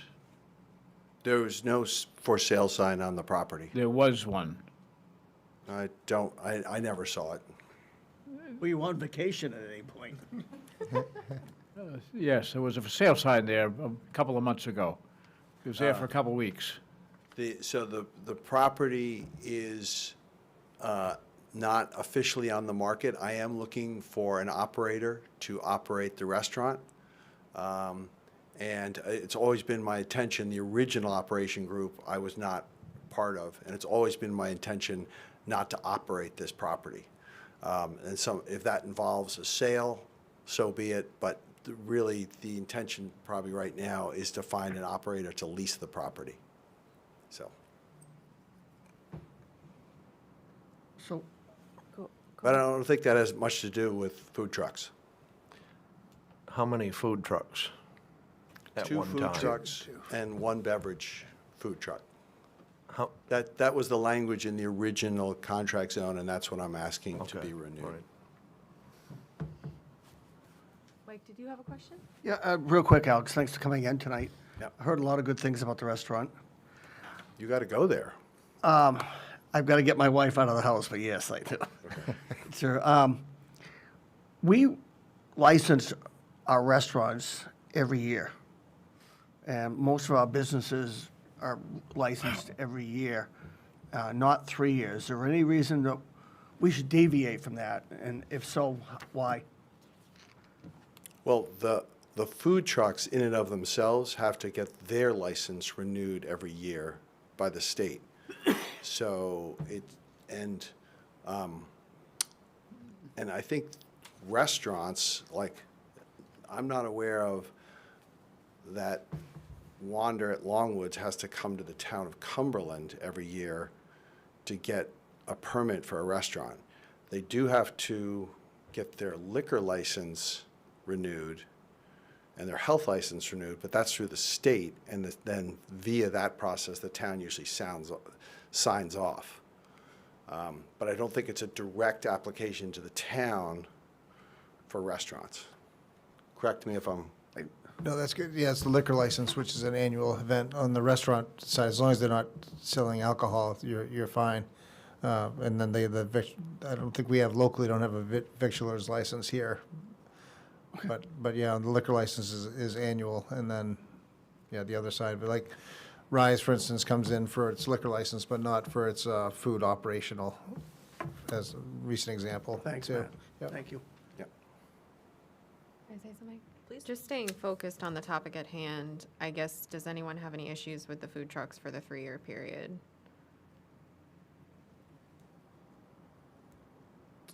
Does anybody have an issue with food trucks? Yeah, for the 3-year period, because that's what we're here for him.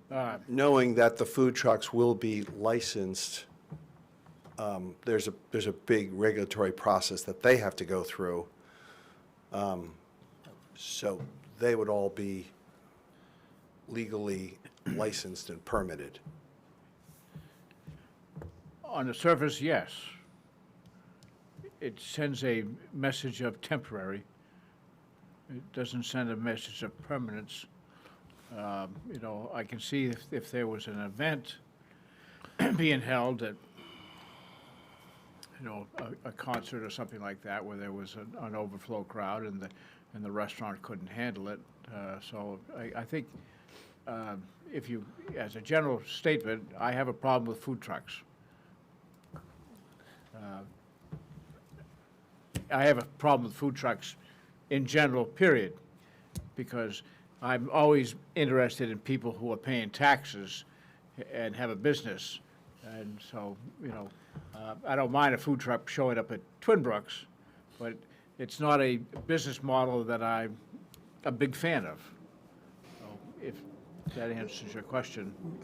Madam Chair, if it may be helpful to the council, the town doesn't have a food truck ordinance, and I'm not in trying to give more work to the ordinance committee. We've had a conversation about this. Some towns have had it, but when there's been more traction.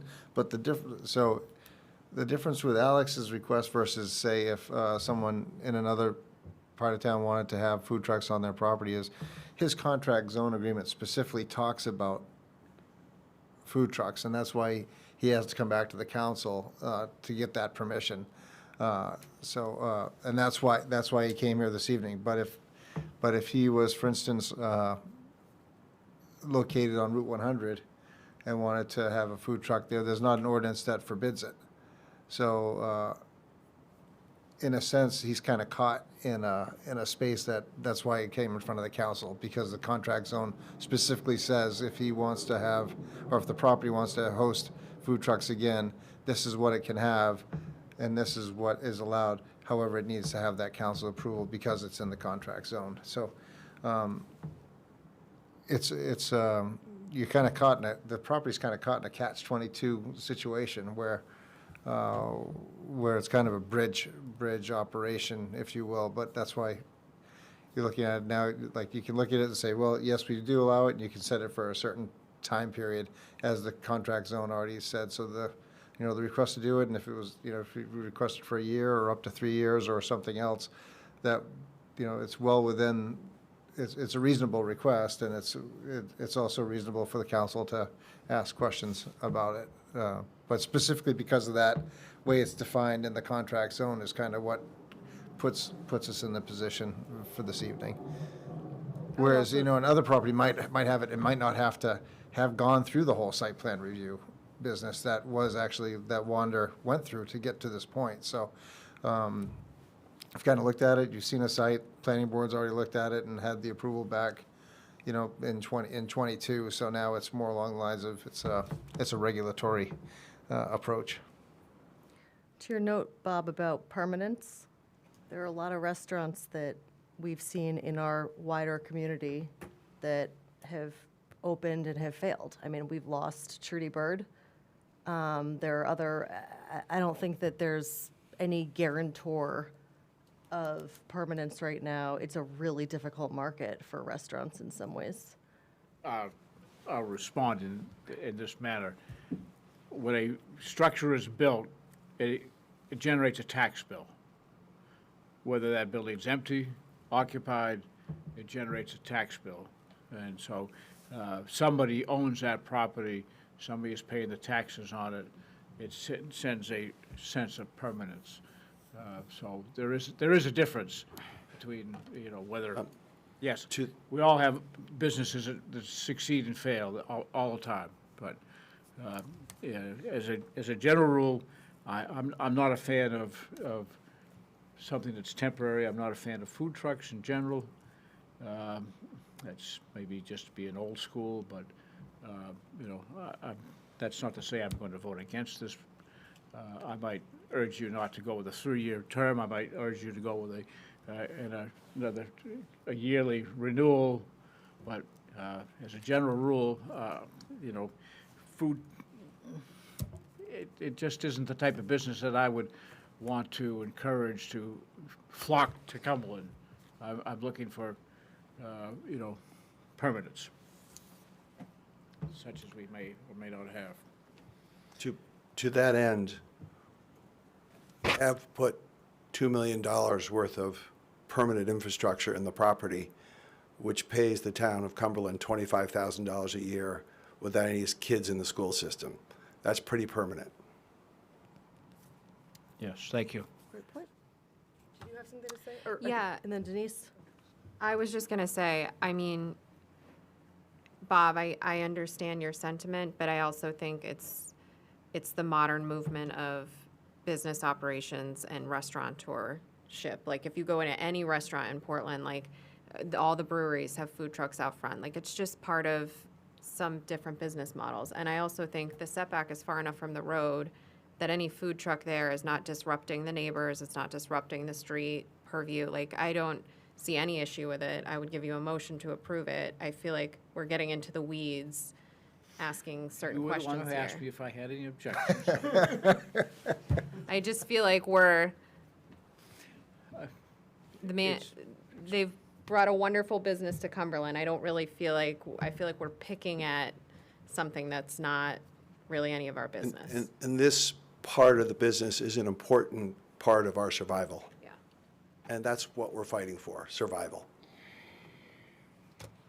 Also, what about people in Cumberland that own food trucks and operate food trucks? Sorry, this isn't pile on Bob time. All right, but all right. You know, he started. 25 or 30 years ago, when Shabig was part of Oh Cumberland, my God. they wanted to put a food truck out on Shabig Island. They wanted to put it right on the wharf. And I said, absolutely not. There's two businesses that are going to be impacted by this food truck on the wharf as people step off the boat. So, And then they yes. seceded. So there's a little bit of history Yeah, here. exactly. Now they're not part of Cumberland. Not anymore. Councilor Cobb. Just to give you a heads up, the brew-through is going to be in front of the planning board probably next month because they want to put a food truck at the brew-through. And it is going to be survival of the fittest. He's doing this to try to generate more business. He pays taxes in the town of Cumberland, Bob. People are driving through there to grab a cup of coffee and maybe a breakfast sandwich, but he doesn't offer any type of lunch or anything like that.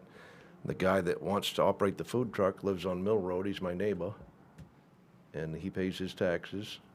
He registers his vehicle in the town of Cumberland. He pays the excise tax on his food truck. I am a little leery about the 3 years. I think maybe we should go to 2 and try it. Just food for thought. No pun intended.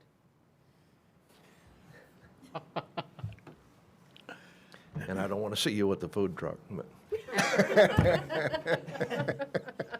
One other request, I'd like a kids menu at Wander. I'd love one. Working on it. For my 25 kids.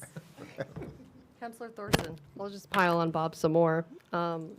Yeah, exactly. Every day, almost, I see an article about some other restaurant in Portland that has shuttered Yeah. because it's not feasible anymore for a lot of people. Like, food trucks are it, Bob. It's a good entry level, you know, not only does it just expand business in general and make it more flexible, but it's a good entry level way to get into ownership Marketing of something. tool, come on. That, you can have a food truck that is essentially parked in the same place all the time, and it is its own restaurant. It's just hanging out there. You know, it's a thing. So Mr. Sturgis. One other thought, Counselor Vale, just. No, just, this is a positive. I got a target That's- right here. No, you can see, this is where some restaurants start as food trucks and become bricks and mortar. Mr. Tuna is a good example of that, where they went from, a food truck on the Eastern Prom for forever to having, very expensive sushi in the Old Port. But they've really, then they have that and Bar Fudo and a couple other restaurants. I mean, it's pretty amazing when you think about it. That's where they've grown into that, or even like Bite into Maine just started with a food truck down at, or a food wagon down at Fort Williams, and now they've got I was just over in Bayside or over by Rising Tide, and they've got a big installation there, bricks and mortar. So, it could be, Alex could find someone who operates a food truck this summer, and they might come back and say, this is really good and it's an awesome location, and they say, I'd like to run the restaurant that he has there, and Wander has, it advances. So it's a good incubator, and again, there's no zoning prohibition in your ordinances at this time. So that's the challenge that you face. All right. Oh my God. I'll give you a motion. Would it be worth, is there any, just to Ron's point, I don't, is there, before we go into a Yeah. motion, is there any opportunity to, I would support a 2-year license. I'd like to know, sort of, the difference between the 1 year and the 3 year. 1 year was part of the agreement and all, and then why they changed the request for 3? Well, I mean, food trucks would probably be mostly during the warm weather months. And so, we're looking at this summer, and then you probably wouldn't see many food trucks there, late October through early May. So, a 3-year period is really kind of 18 months, if you will. That's why I asked for it. And it is an unusual piece of property in the sense that I don't think you'll hear them. You won't see them from any neighbor's house, from Route 9, it's an extraordinarily private piece of property. And it really gives us the ability to, like, let's say somebody wants to gather there for a rehearsal dinner and they're on a budget. They could very easily rent the venue and then have 1 or 2 food trucks at a very reasonable cost, and they could do it on a cash basis. It just makes the options of Wander so much broader, and that's what we need to survive. So.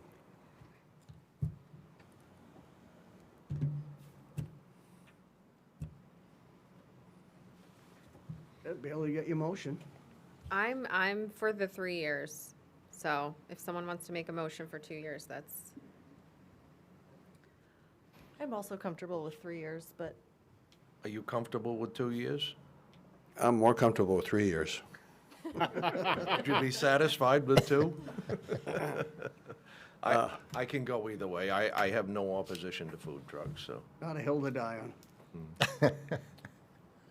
give the man what he wants. I appreciate that you showed up, and Yeah.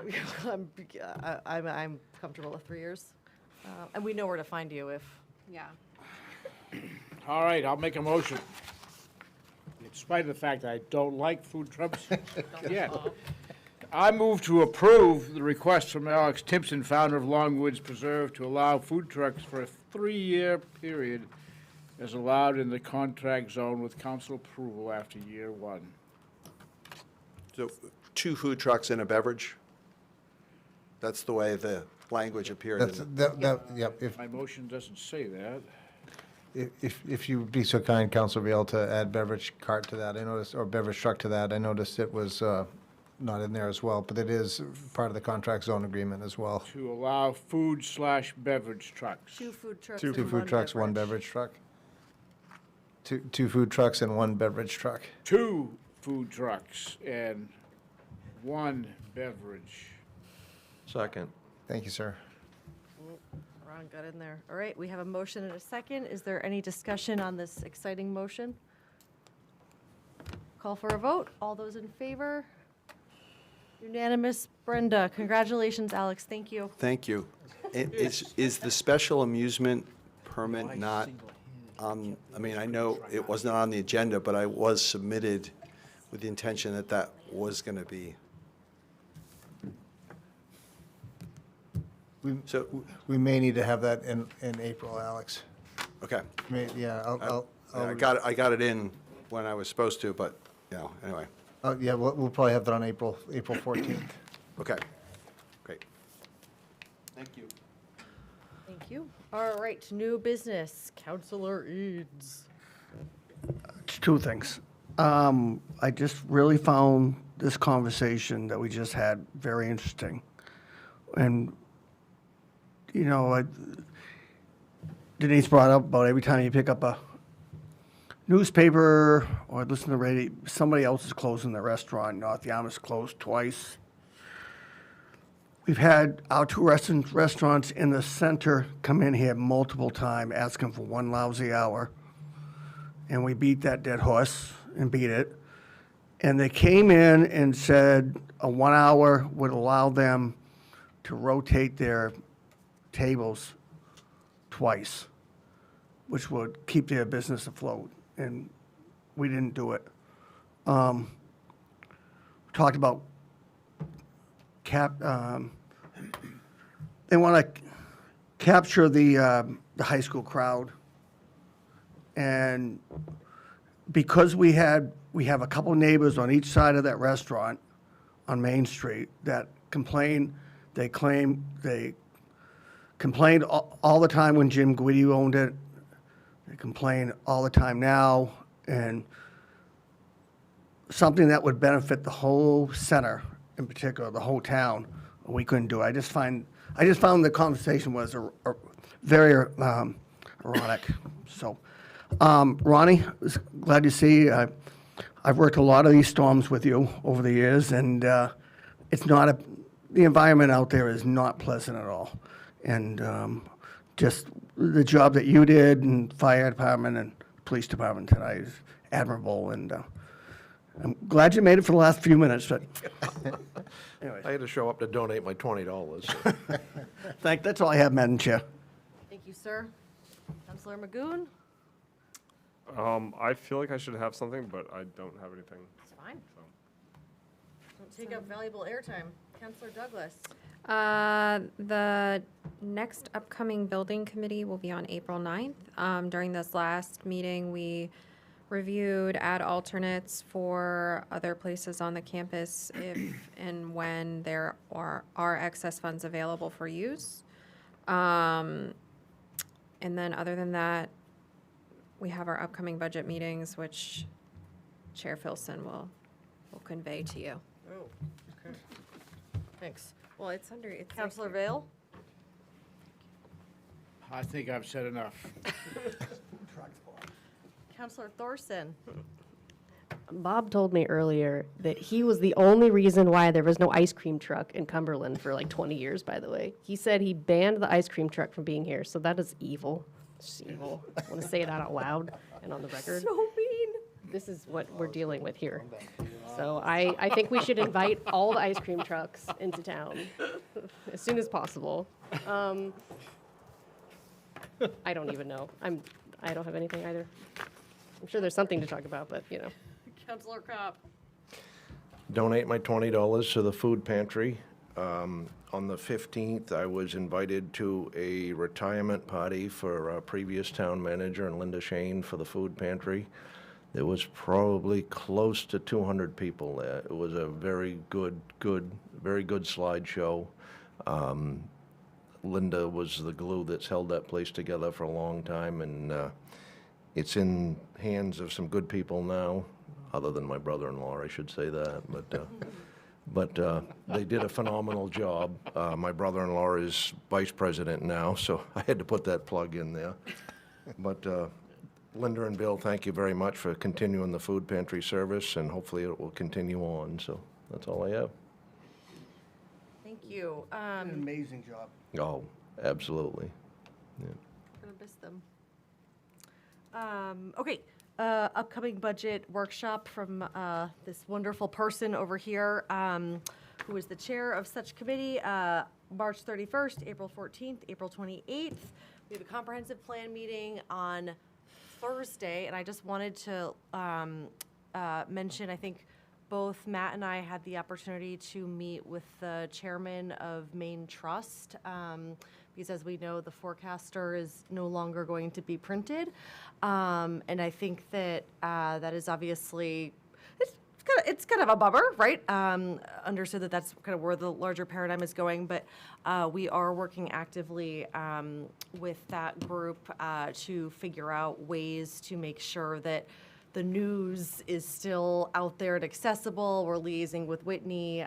They've got a lot of really smart people working on it. And I just think that's really important because we get our news from the forecaster, and they're taking into consideration things like paywalls and you know, the fact that maybe not everybody has a computer, and a lot of that. So more to come, but it was really encouraging to have such a thoughtful and diligent strategy and group going into, we also feel terrible about this circumstance, and how do we make sure that we're, you know, really not letting our constituency down or readership. So, yep, go ahead. I did forget, Thursday at 5 p.m., we got a active living committee meeting that I will go to, and I will report anything back that I learn. Great. Yes. Anything from you, Mr. Sturgis? Madam Chair, just thank you all for this. This is a grind starting at 5 and wrapping up at 9. So thank you all for your dedication and hard work on this. Really appreciate it. And I know staff appreciates the comments and questions relating to budget as well. It's very helpful for them to get the feedback and us to try to figure out the answers to it. So thank you for your hard work. We very much appreciate it. Let's not forget Maine hockey on Friday. Whew, my daughter was at the double overtime game, and then she had to work a double on Friday night. And she was like, "Oh, Dad," she came home, she's like, "I should have been at that game." And I was like, "No, you were at the game you should have been at." Like, the double overtime is much better than a 5-2 shellacking. But I said, there'll be more. Now there's going to be more games, so it's pretty cool. So go Blue. Is